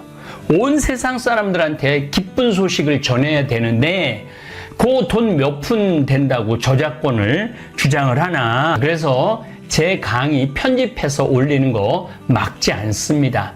얼마든지 편집해서 올리시기 바랍니다. 그런데 간혹 관심을 끌으려고 이렇게 교묘하게 이렇게 하는 분들이 가끔 있어요. 얼마 전에 내가 교구청 갔는데 교구청에 아주 중요한 자리에 있는 후배 신부님이 저를 개인적으로 부르더라고요. 형님 무슨 술집을 다니느냐고 그 다른 교구에서 강의가 들어왔다는 거야. 그 강의는 20년 전에 한 강의예요. 제가 그 강의 내용이 뭐냐면은 우리 평창 읍내에 룸사롱이 하나 있어요. 그 사장님하고 저하고 친해요. 근데 여기서도 또 조작할 수 있어요. 사장님은 남자예요. 그 사장님은 목수신데 잠비아에 가셔서 닭장을 게살을 만들어 주신 분이에요. 그리고 다달이 잠비아에 후원금을 보내시는 분이에요. 그런데 거기에 아가씨들이 있는데 목욕탕, 이제 그 목욕탕 문을 닫았는데 목욕탕을 갈 때 들어올 때 보면은 진짜 얼굴이 이상하게 생겼어요. 그런데 뭐 들어갈 때 하고 나오는 시간이 나하고 같을 때 나올 때는 완전히 다른 모습, 그야말로 이쁜 모습. 들어갈 때는 막 저런 여자가 다 있나는데 나올 땐 기가 막힌 모습으로 나와요. 무슨 얘기를 하고 싶었느냐 하면은 집에서도 우리 자매님들 남편을 위해서 깨끗하게 꾸미고 옷도 깨끗하게 입고 좀 여성스러우라고 강의를 한 거예요. 근데 그 내용 안에 내가 마치 술집에 간 것처럼 조작을 해갖고 올렸더라고요. 그러지만 않았으면 좋겠다는 거예요. 그래서 나를 좀 그렇게 힘들게 하는 분들이 있구나. 그래서 경고하고 차단을 하려고 생각을 많이 해봤는데, 요즘 이렇게 뭐 그렇게 이상하게 교묘하게 조작하는 분들은 한두 분이에요. 100명 중에. 그래서 더 많은 분들이 내 강의를 좀 들어야 되겠다. 그 정도 오해는 내가 충분히 감수, 인내할 수 있겠다라는 생각을 했어요. 더욱 이번에 2박 3일 동안 전주하고 여수를 갔다 오면서 이분들한테 내가 희망을 주는 사람이 돼야 되겠다. 그런 생각을 했습니다. 저는 사실은 강의 하나를 하기 위해서 책을 10권, 20권 이상 책을 읽어요. 지금도 지금 글을 쓰고 있는데 내 서고에 책들이 굉장히 많아요. 새로운 책이다 그래갖고 꺼내갖고 지금 한 두세 권을 봤는데 제가 다 줄을 쳐놨더라고요.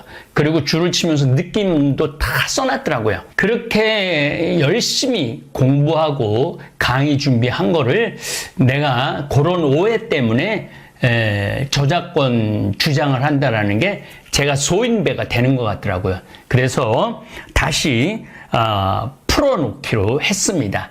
그러니까 많은 분들 제 강의 내용은 그 상품으로 쓰지 않았으면 좋겠어요. 너무 자극적인 제목으로 자극하지 않았으면 좋겠어요. 저도 이번에 그 호텔에서 좀 일찍 이제 방에 들어갔으니까 제 강의를 몇 개를 한번 올리신 분들 거를 한번 들어봤어요. 그런데 좀 교만한 얘기 같지만 내가 듣는데도 지겹지 않더라고요.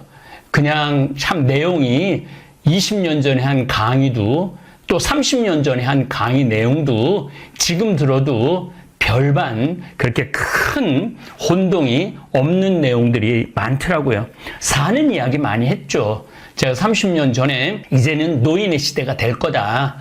30년 전이면은 환갑 많이 했어요. 환갑잔치. 그런데 지금은 환갑잔치 하는 집이 없어요. 그때 그런 얘기를 했더라고요. 이제 환갑잔치 하는 세상은 없을 거고 이제 90 먹은 또 100살 먹은 어머니 아버지들이 많을 거라고.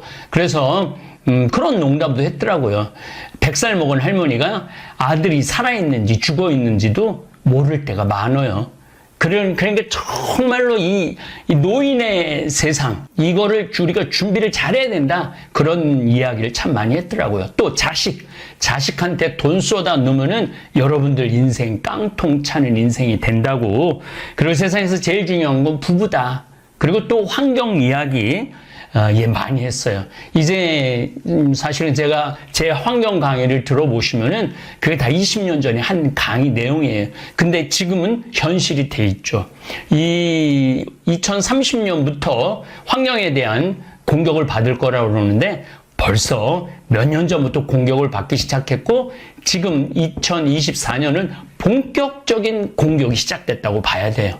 그래서 여러분들은 완전히 새로운 세상에서 살게 될 거라고. 또 세계 정세, 우리나라는 미국, 일본, 중국, 러시아에 끼어있는 나라이기 때문에 이 편을 들 수도 없고 저 편을 들 수도 없고 지혜로워야 된다라는 그런 내용을 많이 건강하게 강의를 한 것 같아요. 그래서 제 강의를 올리시고 싶으신 분들 편집해서 올리세요. 그러나 사람들이 오해하게 그리고 저를 상품으로 삼지 않았으면 좋겠어요.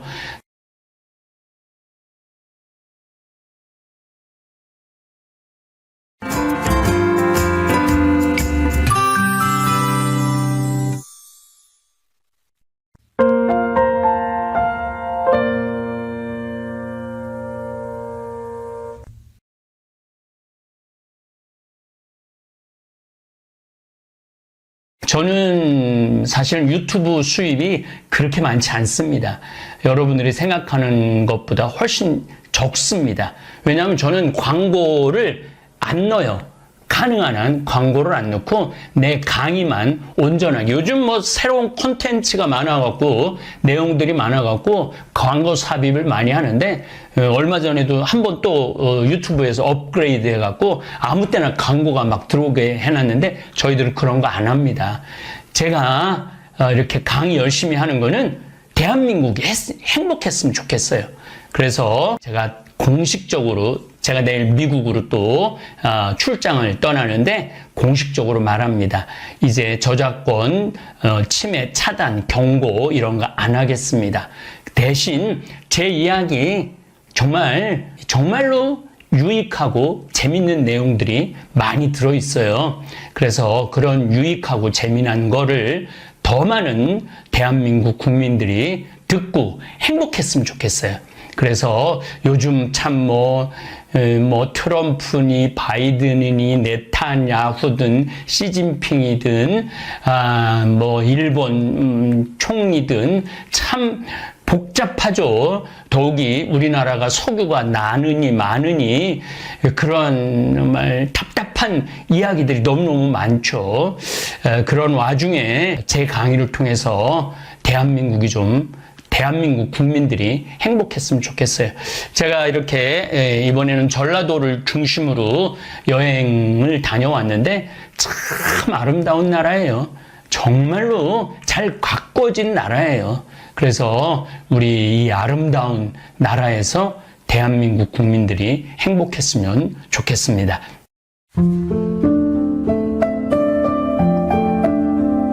오늘 제가 여러분들하고 나눌 이야기는 회개와 용서라는 주제보다는 죄에 이르는 길이라는 주제로 얘기를 나누고 싶어요.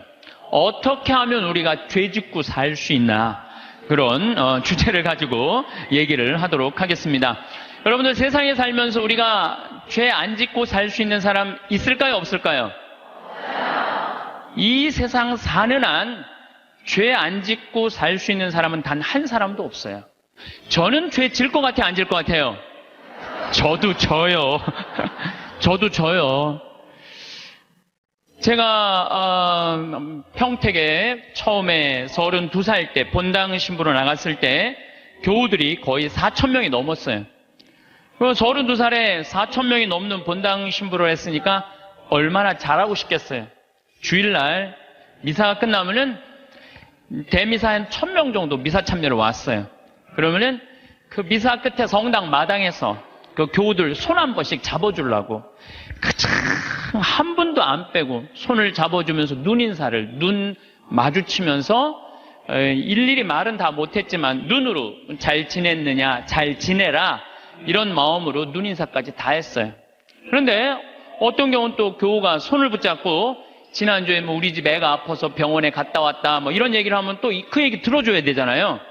그래갖고 이렇게 제가 이렇게 얘기를 들어주면서도 귀는 그분 얘기를 듣고 눈은 지나가는 분들 계속 인사를 이렇게. 그래서 저는 제 나름대로 최선을 다해서 교우들 사랑의 마음을 전했다고 생각을 했어요. 근데 다음 주에 고해소에 들어와갖고 자매 하나가 막 우는 거예요. 신부님, 왜 나를 무시하느냐? 내가 돈이 없어 무시하냐? 아니면 사회적 지위가 낮아서 무시하냐?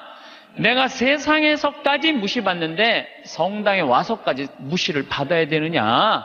아니, 그게 무슨 말씀이냐고? 그러면은 이 자매가 하는 말이, 왜 지난주에 내 인사를 안 받냐? 남들 인사는 다 받고. 참, 저는 나름대로 교우들한테 다 한다고 했는데 그 와중에도 내가 그분의 인사를 받지 않았기 때문에 그분은 일주일 동안 내가 미웠던 거야. 내가 믿기도 하고 내가 성당에서 신부님한테 내가 이렇게 무시를 당하고 살아야 되나 굉장히 괴로웠던 거죠. 그래서 내가 그 고해성사에 머리를 뒤찌고 하는 말이 있어요. 그래, 사는 게 죄다. 사는 게 죄야. 사는 게 죄예요. 어떨 때 보면 이쁜 것도 죄예요. 이쁜 것도. 성당에 이쁜 여자 나오잖아요. 그럼 마음 산란해요. 이쁜 것도 죄야. 또 이쁜 여자가 또 그냥 거기서 그냥 막 성당에서 그냥 활동도 하고 막 빛이 나면은요, 더 미운 거죠. 예. 나는 왜 저렇게 이쁘게 태어나질 못했을까? 어떨 때 보면은 이쁜 것도 죄예요. 여러분들은 성당에 열심히 나오고 싶어요. 자녀들 손잡고 남편하고 같이 행복하게 성가정 이루고 살고 싶어. 예수, 마리아, 요셉이 이룬 성가정. 여러분 다 그런 꿈이 있죠? 정말로 다 같이 미사 참례 손잡고 하고 싶은 꿈이 있는데, 자식은 성당 가자 그러면은 마치 성당 가는 건 구닥다리나 하는 것처럼 엄마나 가라 그러고 성당 가는 거 무시할 때, 내가 무시당하는 게 아니라 예수님까지 무시당하는 기분 들 때 우리가 너무너무 슬퍼요. 남편은 또 술 먹고 바람 피고 때리고 폭력을 하면은, 여러분들 그런 남편 정말로 죽이고 싶을 때도 있잖아요. 정말 난 착하게 살고 싶은데 마음에 죽이고 싶은 생각이 들 때가 있어요. 얼마 전에 어떤 할머니가 56년 동안 남편이 계속 때렸던 거예요. 근데 이 할아버지가 이 병이 누워갖고 치료하자고 그러는데도 또 그날도 때린 거예요. 그러니까 할머니가 홧김에 그 할아버지를 결국은 죽였잖아요. 그러니까 그 할머니는 평생 맞으면서도 가정을 지키고 싶었던 거예요. 그런데 그런 조그만 죄들이 쌓여서 제 생각에는 큰 죄가 되는 것 같아요. 조그만 죄들이. 나는 착하게 살고 싶은데 세상이 가만 놔둬요, 안 놔둬요? 가만히 안 놔두잖아요. 나 성당에서 신앙생활 열심히 하고 싶은데 다른 사람이 나 욕하고 헐뜯으면은 내 마음 안에서 미움이 생겨요, 안 생겨요? 나는 정말로 착하게 살고 싶은데 남들이 가만히 안 놔두는 거야. 또 보이스피싱 있잖아요. 이 금쪽 같은 아들이 서울 가서 공부 잘하고 있는데 갑자기 전화가 한 통 온 거예요. 지금 아들이 교통사고가 나갖고 지금 병원에 내가 데려다 준 사람이다. 이 응급실에 있는데 수술 안 하면은 죽는다. 빨리 돈 좀 보내라. 아니, 아들이 죽는다는데 묻지도 따지지도 않고 어떻게 해요? 돈 300만 원 보내줬어. 그랬더니 한 10분 후에 아들이 전화하는 거, 엄마 잘 있느냐고. 멀쩡한 아들이. 이미 돈은 보냈는데. 그렇게 2008년부터 3만 건이 넘는 보이스피싱에 우리 순진한 사람들이 얼마만큼의 돈을 손해를 받느냐면 3,700억을 손해를 봤어요. 3,700억을. 그러니까 그 착한 사람들이 그렇게 돈이 사기당했다고 생각했을 때 화가 나요, 안 나요? 화가 나요. 착하게 살고 싶은데도 세상이 가만히 놔두지 않는 거예요. 근데 여러분들, 여기 계신 여러분들 대부분이 착하게 살고 싶은 분들일 거예요. 그러니까 이 시간에 여기 나왔겠죠. 한번 착하게 살아보고 싶은 의지가 있는 분들 아니에요. 근데 남을 죄짓게 하는 사람들은 반드시 하느님께서 거기에 응당한 대가를 치른다고 예수님 말씀하시잖아요. 예수님께서 이런 말씀을 하시죠. 남을 죄짓게 하는 일이 일어나지 않을 수는 없다. 참 중요한 말을 해요. 우리가 세상을 살면서 남을 죄짓게 하는 일을 안 일어날 수는 없다. 그러나 불행하여라. 그러한 일을 저지르는 자, 이 작은 이들 가운데 하나라도 죄짓게 하는 것보다 연자매를 목에 걸고 바다에 내던져지는 편이 훨씬 낫다. 너희는 스스로 조심하여라. 우리 이 세상 살아가면서요, 나도 죄를 안 짓고 살아야 되지만 나로 하여금 다른 사람이 죄를 져서는 안 된다는 거예요. 그래서 항상 죄에 대해서 경계를 해야 되는 거죠. 그래서 여러분들 주위 중에 지금 사기치는 사람들, 남 괴롭히는 사람들, 이런 사람들 누가 다 대신 벌 줄 거야? 하느님께서 대신 다 벌 줄 거예요. 그래서 여러분들이 직접 벌 주지 마세요. 누구한테 미뤄? 하느님한테 미뤄. 하느님이 좀 알아서 좀 해달라고. 그래서 이 세상에서 제일 회개시키기 힘든 사람이 어떤 사람이냐면은 자기는 죄 지은 게 하나도 없고 다 남 탓이라고 생각하는 사람. 마누라 실컷 두들겨 패고 난 다음에 당신 마누라 때리면 안 된다고 그럴 때 나는 잘못한 거 하나도 없다. 저 마누라가 잘못해서 내가 두들겨 팬 거다. 이런 사람은 회개시킬 수가 없어요. 그러니까 여기 계신 분들 중에 나는 지금 잘하고 있는데 남들이 잘못돼 갖고 내가 죄를 짓는 거다. 내가 때리거나 이러는 거다. 이거 큰 위험에 빠진 분들이에요. 옛날에 러시아에 신부님이 한 분 계셨어요. 이 신부님은 이렇게 시내 본당 신부님이었어요. 근데 이렇게 가정방문 아침에 나가고 병자성사를 나갈 때 보면 그 앞에 몸 파는 여자들이 그냥 성당 앞에 시내니까 쫙 있었어요.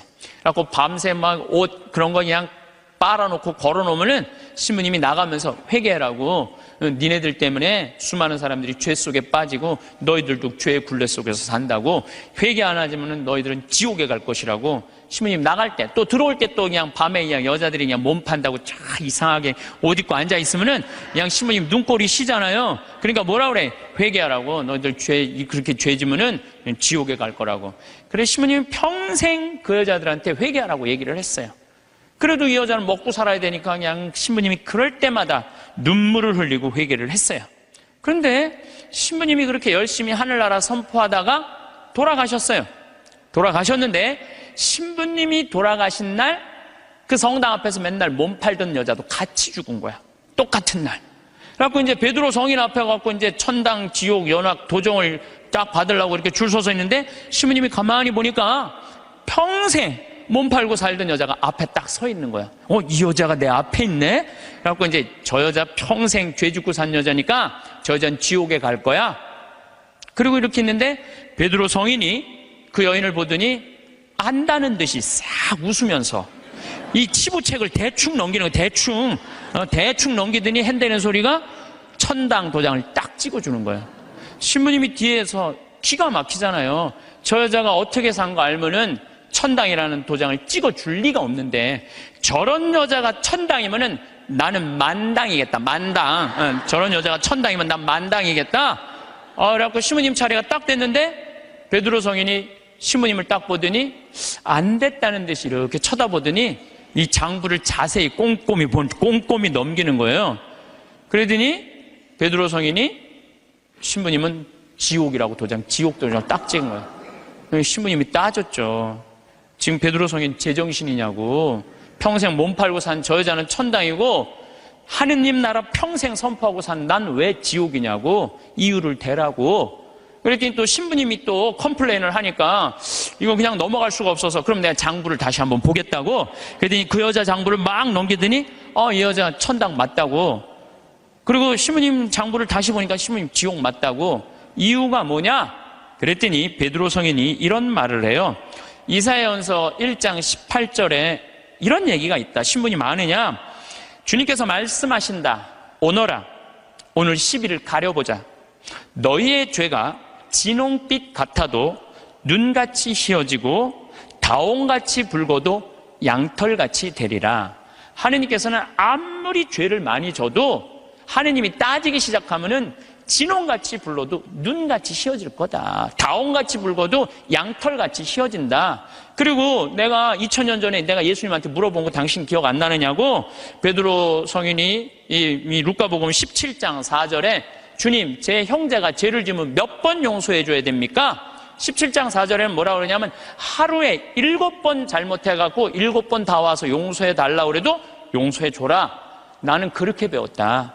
근데 신부님이 나갈 때마다 회개하라고 할 때 그 여자는 눈물을 흘리고 회개했다. 그럴 때마다 나는 2000년 전에 예수님이 세워놓은 원칙에 따라서 다 용서해 줬다. 그래서 이 여자는 평생 매일매일 용서를 빌어서 이제는 용서해 줄 게 없다. 근데 신부님은 평생 살면서 남 회개해라, 지옥에 간다 말은 했는데 신부님은 한 번도 하늘에 대고 눈물을 흘리면서 용서 청한 적이 없다. 근데 신부님이 평생 살면서 죄 한 번도 안 졌냐? 봐라, 이거 평생 쌓인 장부 한번 쫙 해고 신부님이 그걸 보고 아무 말도 안 하고 스스로 지옥으로 걸어 들어갔다는 이야기가 있어요. 인간으로 태어난 이상 우리가 죄를 안 짓고 살 수는 없습니다. 근데 제가 이렇게 가만히 보면요, 시골에서 사는 분보다는 도시에서 사는 분들이 죄를 훨씬 더 많이 져요. 시골에는요, 죄 질 일이 거의 없어요. 제가 우리 평창 읍내 이렇게 저녁에 나가보면은요, 여기 도시에 와보면 막 빙글빙글 막 이상한 이발소 막 돌아가는 거 천지잖아요. 우리는 하나도 없어요, 그런 게. 죄 짓고 싶어도 질 수가 없어요, 죄 짓고 싶어도. 그리고 우리 시골은 밤에 이렇게 낮에도 마찬가지예요. 읍내에 나가면은 신호가 한 2개, 3개 있는데 아무리 늦게 떠나도 빵빵거리는 사람이 없어요. 근데 내가 서울 강의, 오늘도 서울에 와서 강의하지만 1초만 늦게 출발해도요, 빵빵빵빵 그래요. 이게 뭐 사람 사는 동네인지 또 아래층 위층 또 층간소음 때문에 서로 싸우고 스트레스하고 뭐 그냥 설날 그냥 아래층 사람들이 위층에 그냥 찾아온 그냥 자식들 다 죽이고, 이게 도시에서 살면 살수록 죄를 많이 짓는 것 같아요. 시골에서 사는 것보다는. 또 높은 자리에 올라가면 올라갈수록 죄를 지을 수밖에 없어요. 내가 알던 어느 시장님. 네, 시장님인데 열심히 우리 천주교 교우죠. 근데 자기는 정말로 돈을 안 받았대요. 정말 하느님 앞에 맹세할 수 있대요. 그런데 자기가 감옥에 10달 갔다 왔대요. 갔다 온 이유가 뭐냐면 추석 때 선물 꾸러미들이 그렇게 많이 들어온대요. 그러면은 선물을 막 다 보낸대요. 그럼 정말 사과 박스 같은 게 들어오면은 그 미처 못 보내고 던지고 가는 사람이 있대요. 그럼 뭐 업무 바쁘다 보면 다음날 뜯어보면 거기 안에 돈이 꽉 들어있대요. 그래갖고 다시 돌려줘도 하루만 그게 그 집에서 잠을 자도 이게 꺼리가 된다는 거예요. 자기는 전혀 받고 싶지 않은데. 그러니까 높은 자리에 올라가면 올라갈수록 죄 짓고 싶지 않은데, 이게 그래서 여러분들 출세하는 거 그렇게 좋아할 거 없다는 거예요. 높은 자리에 올라가면은요, 죄 지을 수 있는 기회가 훨씬 많아요. 많이 가지면 가질수록 죄를 더 많이 짓는. 부자가 하늘나라 들어가는 것보다는 낙타가 바늘구멍 통과하는 것이 훨씬 쉽다고 예수님 말씀하셨잖아요. 많이 가진 사람 많이 내놔야 돼요. 빌 게이츠, 워런 버핏, 이 두 사람이 얼마를 만들어놨냐면 1000억 달러를 만들어놨어요. 1000억 달러. 빌 게이츠는 600억 달러를 내놓고 워런 버핏은 300억 달러를 빌 게이츠한테 줬어요. 자선재단에. 그럼 웬만한 사람이면은 자기가 만들고 싶잖아요. 300억 달러면. 참, 우리나라 전 대통령은 300억 원을 냈다고 그러는데, 이 빌 게이츠, 워런 버핏은 자기가 관리하지도 않아요. 빌 게이츠한테 줬어요. 왜 그러냐고 그러니까 나보다는 빌 게이츠가 훨씬 자선 사업을 잘해왔기 때문에 잘할 것 같아갖고 300억 달러를 냈다는 거예요. 얼마나 멋있어요. 그러니까 미국의 부자들은 존경받는 거예요. 근데 우리나라 부자들은요, 이게 내놓는 걸 떼어놔서 안 떼어먹으면 다행일 텐데 이 세금으로 떼어먹으니까 우리나라는 부자에 대한 거부 반응이 있는 거예요. 예수님이 그랬어요. 많이 가진 사람은 많이 내놔야 된다. 많이 가진 사람은. 이거 하느님께서 많이 준 얘기는 많이 나누라고 그러는데, 이게 여러분들 루카복음 16장에 부자와 나자로 얘기 알죠? 부자는 잘 먹고 잘 살았어. 하다못해 나자로 떨어지는 부스러기도 개가 나자로 종기 핥았어요. 근데 마지막 날에는 나자로는 아브라함 품에서 참 호강을 하고, 부자는 뜨거운 불덩이에서 물 한 방울 그것도 못 먹었잖아요. 예수님이 그러잖아요. 살아생전에 너무 고생을 했기 때문에 이 나자로는 호강을 하는 거. 당신은 부자인데 아무것도 나누지 않았고 고생하는 거다. 그러니까 우리가 돈이 많고 출세하면 할수록 뭐에 가까우냐면 죄에 가까운 거예요. 그만큼 뭐가 많아? 책임이 많기 때문에. 책임이. 없는 게 속편한 게 있어요. 예수님은 이방인, 죄인들, 창녀들이 먼저 천국 간다는 말이 저는 요즘 조금 이해가 돼요. 버림받고 가난하고 빼곡고 힘없는 사람 천당 갈 확률이 많아요. 근데 여기가 지금 수서성당이란 말이에요. 우리나라에서 제일 잘 사는 동네란 말이야. 약간 위험하지 않을까. 그러니까 여러분들은 어떻게 해야 돼? 더 많이 내놔야죠. 요즘 저는 중국을 이렇게 보면요, 걱정돼요. 여러 가지로 걱정돼요. 5살짜리 아이 막 눈알 빼고 막, 그렇죠? 50살짜리 얼마 전에도 할아버지도 눈알 막 빼가고. 참, 이 살아있는 사람들 눈알을 빼가요. 또 애들 1살, 2살짜리 유괴에다가 팔아먹는, 이게 수두룩하다는 거예요. 그거 팔아먹는 사람이 300명이 넘는다는 거예요. 그거 얼마 전에 잡았잖아요. 그러니까 중국이요, 저는 하느님을 믿지 않아서 반성을 하지 않는 나라예요. 쉽게 말하면 회개하지 않는 나라예요. 얼마 전에도 제가 그 중국에서 올린 동영상 유튜브를 봤는데, 길 가면서 이렇게 소매치기 할아버지가 잡았어요. 그랬더니 잡았다고 그 할아버지를 길에서 때리는데 한 명도 모르는 척하는 거예요. 한 명도 말리는 사람이 없는 거예요. 이 막대기로 때리는데도. 중국 사람들은 남 일을 관여하지 않는데요. 관여했다가는 더 큰 화를 입어서. 양심이 완전히 없는 거죠. 돈만 벌으면 뭐예요? 요즘 중국이 돈 잘 버는데 이게 회개하지 않으면은. 회개하지 않는 나라 또 있잖아요. 일본. 일본도 똑같은 나라예요. 제가 보기에는. 예. 그래서 우리가 정말로 회개를 하고 살아야 된다. 그러면 우리가 어떻게 죄를 질 수 있느냐? 우리가 자그만 죄들이 커서 큰 죄가 되는데 그 자그만 죄, 우리가 큰 죄로 가는 첫 번째 뭐냐면 게으름이에요. 게으름. 덴마크 속담에 이런 얘기가 있어요. 젊어서 게으르면 늙어서 도적이 된다고 그래요. 게으른 사람이요, 다 남 욕하고 비난하고 사기치는 거예요. 대부분이. 얼마 전에 우리 동창 신부들 모임이 있었어요. 한참 재미나게 노는데 내 정말 친한 형이 전화를 받더니 그러더라고요. 뭐라고? 죽었다고? 아씨, 왜 죽어? 좀만 기다리지. 아씨, 내가 찾아가려고 그랬는데 왜 죽었어? 장례미사가 언제야? 그렇게 묻더라고요. 월요일 날 전화를 받았으니까 수요일 날 수원 모전동 성당에서 장례미사라고 알아서 딱 끊더라고요. 그래서 내가 너무너무 존경하고 좋아하는 형이길래 형 신부를 형, 경남 형 무슨 얘기야? 그랬더니 유일하게 대자가 한 명이 있는데 위암 말기였대요. 4기. 근데 이제 신부인 대부를 이제 보고 싶었던 거. 그 신부님이 대부니까. 그래서 보고 싶다고 연락이 계속 왔대요. 계속 왔는데 내일 가지 이렇게 미루다 보니까 대자 죽은 걸 못 본 거야. 그러니까 그냥 내일로 미루다가 그 소중한 대자 죽는 걸 못 본 거예요. 그게 전화를 끊더라고요. 그래서 내가 그 형한테 그래서 형, 영국의 조지 버나드 쇼라는 사람이 있어. 들어봤지? 조지 버나드 쇼. 그랬더니 들어봤대. 그 사람이 극작가야. 근데 그 사람이 1950년에 죽었는데 그 사람이 몇 살에 죽었냐면 94살에 죽었어. 94살에 죽었는데 94살에 죽으면서도 자기 묘비명에 뭐라고 써놨느냐면은 우물쭈물하다 내 이럴 줄 알았다. 이렇게 써놓고 죽었어. 94살에 죽으면서도 우물쭈물하다 내 이럴 줄 알았다. 이러고 죽었어. 무슨 얘기냐면 우리가 내일 하지 하다가요 소중한 일을 못하는 경우가 많아요.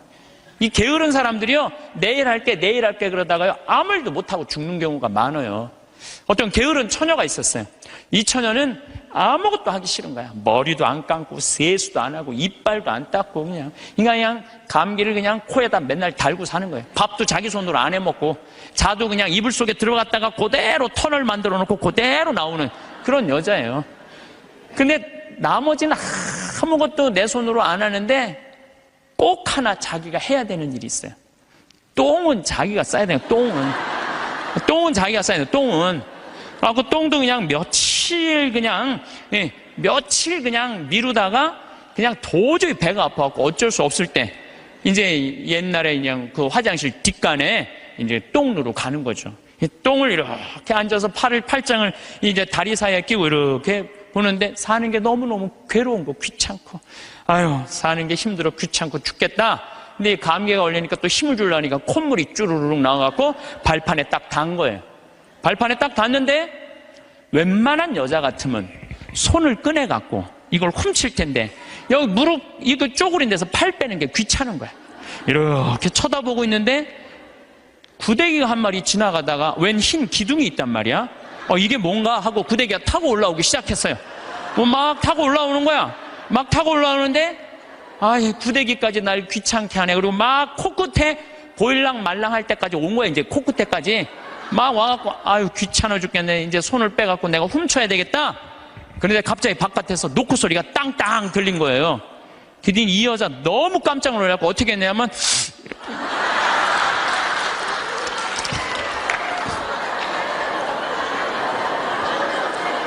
우물쭈물하다가 그러는 경우 참 많아요. 우물쭈물하다가 큰 코 닥치는 사람들 많아요. 여러분들 이런 분들도 많아요. 성당 나가. 나중에 나갈게. 내가 좀 더 늙으면 나갈게. 그러다가 성당 나가서 회개도 안 하고 정말 하느님 만나지도 않고 그러다가 갑자기 죽는 경우 많아요. 막 게으른 처녀나 내일 가지 그러다가 그 중간에 그냥 시모님한테 병자성사도 못 받고 죽는 사람이나 뭐 달라요? 달릴 게 뭐 있어요? 우리 생태마을에는 이제 그 여름에 환경 피정을 해요. 전국에서 70개 성당이 와요. 그럼 애들이 한 3,000명 정도 와요. 그럼 2월 달에 예약이 끝나요. 그럼 어떤 성당은 2월 달부터 계속 답사 와요. 답사오고 프로그램 확인하고 선생님, 신부님, 수녀님들이 다 와갖고 궁금한 거 있으면 다 물어봐. 그런 성당들은요, 와서 프로그램 잘하고 가요. 근데 어떤 성당은 답사도 안 오고 전화도 안 하고 프로그램 문의도 전화 안 해. 6월달, 7월달 하기 전에 6월달에 오리엔테이션을 해요. 전국에 있는 성당에 다 오라고 그래갖고 하루. 그래서 프로그램 다 답사식. 그것도 안 와. 아무 준비도 안 하고 딱 왔다가 내가 이럴 줄 알았으면 여기 안 왔다고. 그리고 그냥 2박 3일 동안 싸우고 가는 성당들도 있어요. 보면은. 인생에 있어서 준비가 안 돼 있는 사람들은 항상 싸워요. 항상. 보면은, 우리 생태마을에도 우리 직원들 이렇게 보면은, 야, 여기 고추밭에 대 좀 한 100평 좀 전부 다 걷어놔. 저녁에 와보면 안 걷어놨어. 그럼 왜 안 걷어놨어? 뭐 태풍이 온다고 그랬다, 누가 일을 시켰다. 계속 핑계를 대요. 그럼 내가 잘라요. 게으른 사람은 어떻게 했어요? 자르면 또 우린 대개 서울, 경기도에서 이제 다 취직을 해갖고 하잖아요. 집에 가갖고는 또 뭐라고 그러냐면 그 생태마을 망해야 된다고 그런 데는 막, 예. 꼭 게으른 사람들이 남 핑계를 많이 대요. 마태복음 24장 45절에 보면 충실한 종과 불충실한 종 얘기가 나와요. 주인이 자기 종에게 집안 식솔들에게 제때 양식을 내줬는데 그렇게 하는 슬기로운 종이 있는가 하면은 주인이 늦게 오려니 하고 술 먹고 때리고 이래갖고 주인이 갑자기 어느 날 와서 당황한다 이거죠. 그러니까 여러분들 우리가 인생을 살 때는 항상 부지런해야 돼요. 그러니까 여러분들 앞으로 5년 후에 내가 뭘 할 거다, 10년 후에 뭘 할 거다, 20년 후에 뭘 할 거다, 30년 후에 뭘 할 거다. 이거 계획 서 있어야 돼, 안 서 있어야 돼요? 서 있어야 돼요. 그런데 그냥 아무 계획 없는 분들, 여기 지금 50에 은퇴해갖고 나는 아무 계획이 없다. 그러면은 50에 은퇴하면은 죽어요, 안 죽어요? 그 죽으면 너도 편안하고 나도 편안하고 대한민국 다 편안한데 안 죽어요. 50이 넘어서 100살까지 안 죽는 거. 50년 동안 아무 계획이 없는 사람들은 게으르게 살 수밖에 없어요. 여러분들, 우리나라가 지금 100살 이상이 몇 명이냐면 13,400명이에요. 100살 이상이. 근데 더 놀라운 건 뭔지 아세요? 3년 전에 내가 100살 이상 넘은 사람들 조사를 했을 때 몇 명이냐면 2,400명이었어요. 2,400명. 3년 사이에 10,000명이 늘은 거, 10,000명이. 안 죽고 10,000명이 그대로 3년 사이에 10,000명이 늘은 거예요. 지금 90살에서부터 100살까지는 몇 명이냐면 13만 4천 명이에요. 13만 4천 명. 그런데 80살에서부터 90살까지는 몇 명이냐면 97만 명이에요. 97만 명.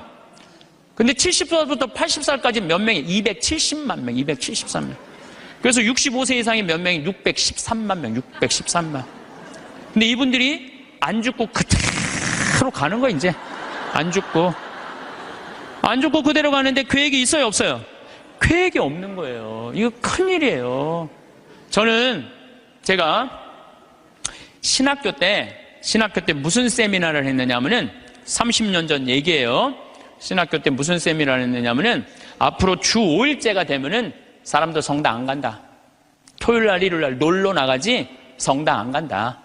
그리고 한두 번 놀러 나가다 보면은 특히 천주교는 고해성사 봐야 되고 귀찮으니까 냉담길로 들어선다. 프랑스 예를 들었어요. 프랑스는 신자가 95%인데 미사 참여는 8%밖에 안 돼요. 90%가 성당 안 나가는 거야. 우리 한국 천주교도 그 꼴이 올 거다. 그런 세미나를 했었어요. 그래? 만약에 그렇다면은 내가 신부가 될 때는 나는 이렇게 해야지. 시골에다가 아름다운 데다 집 져놓고 토요일 날, 일요일 날 클리 놀러 와라. 클리. 놀러 와서 거기서 미사 참여도 하고 교육도 받고 찬양도 해자. 그래갖고 저는 신학생 때부터 생태마을 꾸밀 걸 생각을 했었어요. 그때부터 나는 공부도 하고 책도 읽고. 그래서 신부 되자마자 저는 땅 보러 다녔어요. 돈이 한 푼도 없는데도 30억짜리, 50억짜리 땅 보러 다녔어요. 진짜로.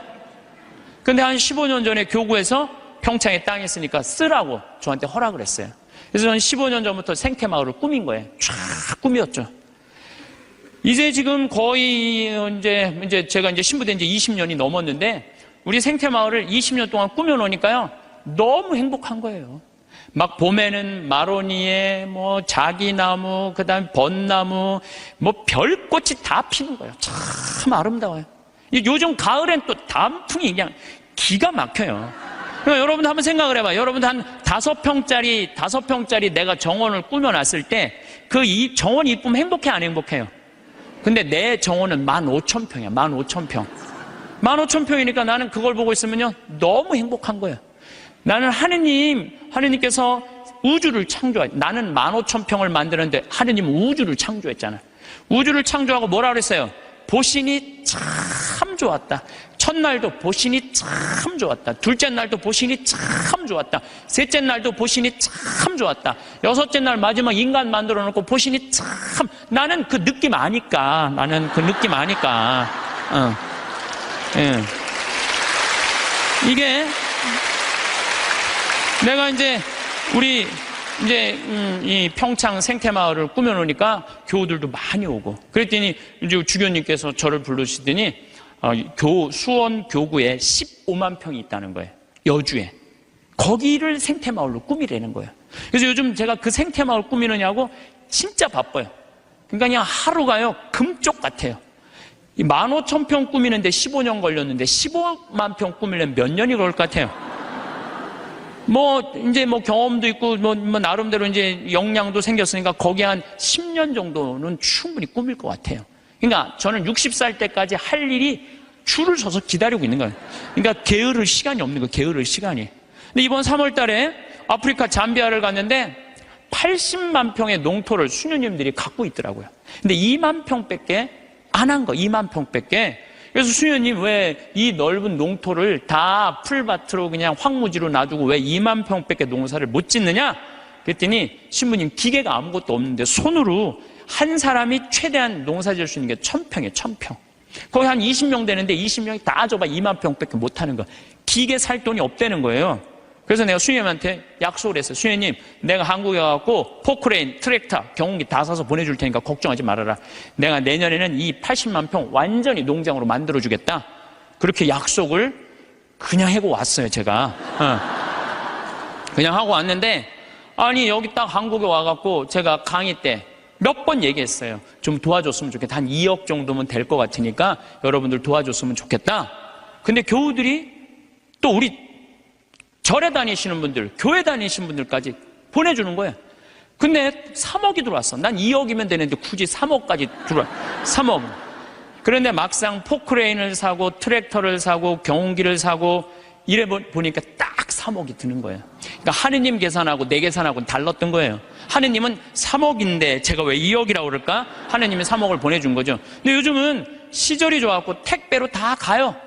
그래서 내가 오늘 인천항에 가서 내일 이제 택배로 가는 거 축성 다 해주고 그리고 왔어요.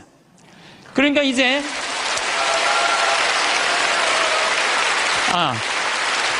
이거는 제가 박수를 받아야 될 게 아니고 정말로 함께 해줬던 그 많은 분들 1,000만 원씩 봉헌해 주신 분들이 받을 박수예요. 전 아무것도 한 게 없어요.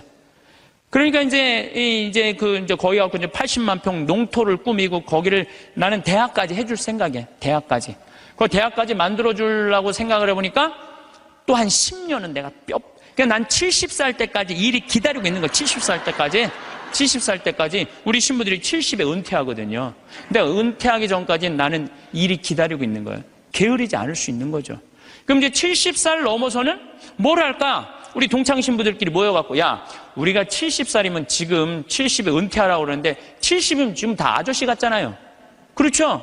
그럼 70에 우리 뭐 할까? 그래갖고 우리 신부들끼리 모여갖고 한 얘기가 그 얘기야. 야, 우리 70 넘으면 있잖아. 적어도 성공한 사람들을 보면 크게 두 부류로 나뉘는 걸 알 수 있습니다. 하나는 자신이 성공했다고 여기저기 떠벌리고 다니는 사람들, 그리고 또 하나는 조용히 아무 말 없이 자기 삶을 사는 사람들입니다. 우리는 흔히 성공을 하면 자연스럽게 자랑하고 싶어질 거라고 생각하죠. 좋은 차를 사고 비싼 시계를 차고 SNS에 멋진 사진을 올리고 싶을 겁니다. 왜냐하면 그렇게 하면 남들이 나를 더 인정해 줄 거라고 믿으니까요. 하지만 현실은 그렇지 않습니다. 오히려 진짜 성공한 사람들은 그렇게 행동하지 않습니다. 왜냐하면 보여줄 필요가 없기 때문입니다. 돈이 많다고 높은 자리에 있다고 유명하다고 해서 굳이 그걸 드러낼 필요는 없습니다. 그걸 아는 사람들은 이미 알고 있고 모르는 사람들은 알 필요가 없죠. 그런데도 굳이나 성공했다고 떠드는 사람들이 있습니다. 그런 사람들은 왜 그럴까요? 간단합니다. 그 사람들은 사실 그렇게까지 성공한 게 아니기 때문입니다. 우리는 종종 SNS에서 성공한 사람들을 봅니다. 해외여행을 가고 고급 레스토랑에서 밥을 먹고 멋진 차를 타고 다니는 모습? 그런데 가만히 보면 그런 걸 보여주는 사람들은 언제나 뭔가를 팔고 있습니다. 강의를 팔든 자기 브랜드를 홍보하든 아니면 단순히 자기 자존감을 유지하려고 하든 간에 결국 목적이 있는 거죠. 진짜 부자들은 그렇게 하지 않습니다. 오히려 조용히 아무도 모르게 자기 일을 합니다. 왜냐하면 자랑해서 얻을 게 없기 때문입니다. 오히려 괜히 잘난 척했다가 사람들에게 이용당하거나 시기와 질투를 받거나 쓸데없는 오해를 사는 게 더 피곤합니다. 이건 단순한 돈 이야기가 아닙니다. 사회적인 성공을 이룬 사람들도 마찬가지입니다. 진짜 실력 있는 사람들은 자기 실력을 굳이 떠벌리지 않습니다. 왜냐하면 그럴 필요가 없으니까요. 자기 분야에서 최고라면 사람들이 먼저 알아서 찾아옵니다. 반대로 실력이 부족한 사람일수록 자기를 포장하려고 애씁니다. 우리가 흔히 듣는 말이 있죠. 빈수레가 요란하다. 이 말이 괜히 있는 게 아닙니다. 정말 내실이 있는 사람들은 굳이 시끄럽게 굴지 않습니다. 반대로 겉만 번지르르한 사람들은 자기가 얼마나 대단한지 떠들고 다닙니다. 이걸 좀 더 현실적인 예로 들어볼까요? 동창회에 나가면 꼭 이런 사람이 있습니다. 옛날에는 별거 아니었는데 갑자기 잘 됐다고 나타나서 자기가 얼마나 성공했는지 자랑하는 사람. 처음에는 다들 와 대단하다 하고 들어주지만 시간이 지나면 어떨까요? 대부분 속으로 이렇게 생각할 겁니다. 저 사람 뭐 저렇게까지 티를 내? 결국 그런 사람은 점점 멀어지게 됩니다. 반면에 정말 성공한 사람들은 조용합니다. 굳이 자기가 어떻게 살고 있는지 설명하지 않죠. 그런 사람들은 오히려 주변에서 먼저 알아보고 자연스럽게 존경을 받습니다. 그게 진짜 성공입니다. 그럼 우리는 어떻게 해야 할까요? 내가 뭔가를 이루었을 때 굳이 남들에게 알릴 필요가 있을까요? 물론 가까운 사람들에게 좋은 소식을 전하는 건 좋습니다. 하지만 굳이 모든 사람들에게 나 이렇게 잘 살고 있어요 하고 알릴 필요는 없습니다. 그런 행동은 결국 나에게 득이 되지 않습니다. 성공이라는 건 원래 조용한 겁니다. 내가 잘 되고 있으면 주변 사람들이 자연스럽게 알게 됩니다. 굳이 내가 말하지 않아도 내 행동과 태도에서 묻어나오게 되어 있습니다. 그러니 굳이 보여주려고 애쓰지 마세요. 오히려 그게 더 진짜 성공한 사람의 태도입니다. 사람은 사회적 동물이라고 하잖아요. 혼자 살아갈 수 없고 결국 사람과의 관계 속에서 기쁨도 얻고 때로는 상처도 받습니다. 그런데 한 가지 생각해 볼 게 있어요. 우리가 정말 인간관계가 필요해서 맺고 있는 걸까요? 아니면 그냥 그래야 한다고 배워서 어쩔 수 없이 유지하고 있는 걸까요? 어릴 땐 친구 많으면 좋다고 하죠. 사회생활에서도 인맥이 중요하다는 말을 많이 합니다. 그런데 정작 주변을 보면요. 인간관계가 넓은 사람일수록 스트레스를 더 많이 받아요. 전화벨이 울릴 때마다 이번엔 또 무슨 부탁일까 싶고 단체 채팅방에서 메시지가 올 때마다 이걸 또 어떻게 대답해야 하나 고민하죠. 관계가 많아질수록 책임과 피로도 함께 늘어나는 겁니다. 어떤 사람들은 인간관계를 줄이면 외롭지 않겠냐고 해요. 그런데 가만히 생각해보면 진짜 외로움을 느끼는 순간이 언제인지 아세요? 오히려 불필요한 인간관계 속에 있을 때입니다. 같이 밥을 먹고 얘기를 나누는데도 뭔가 허전하고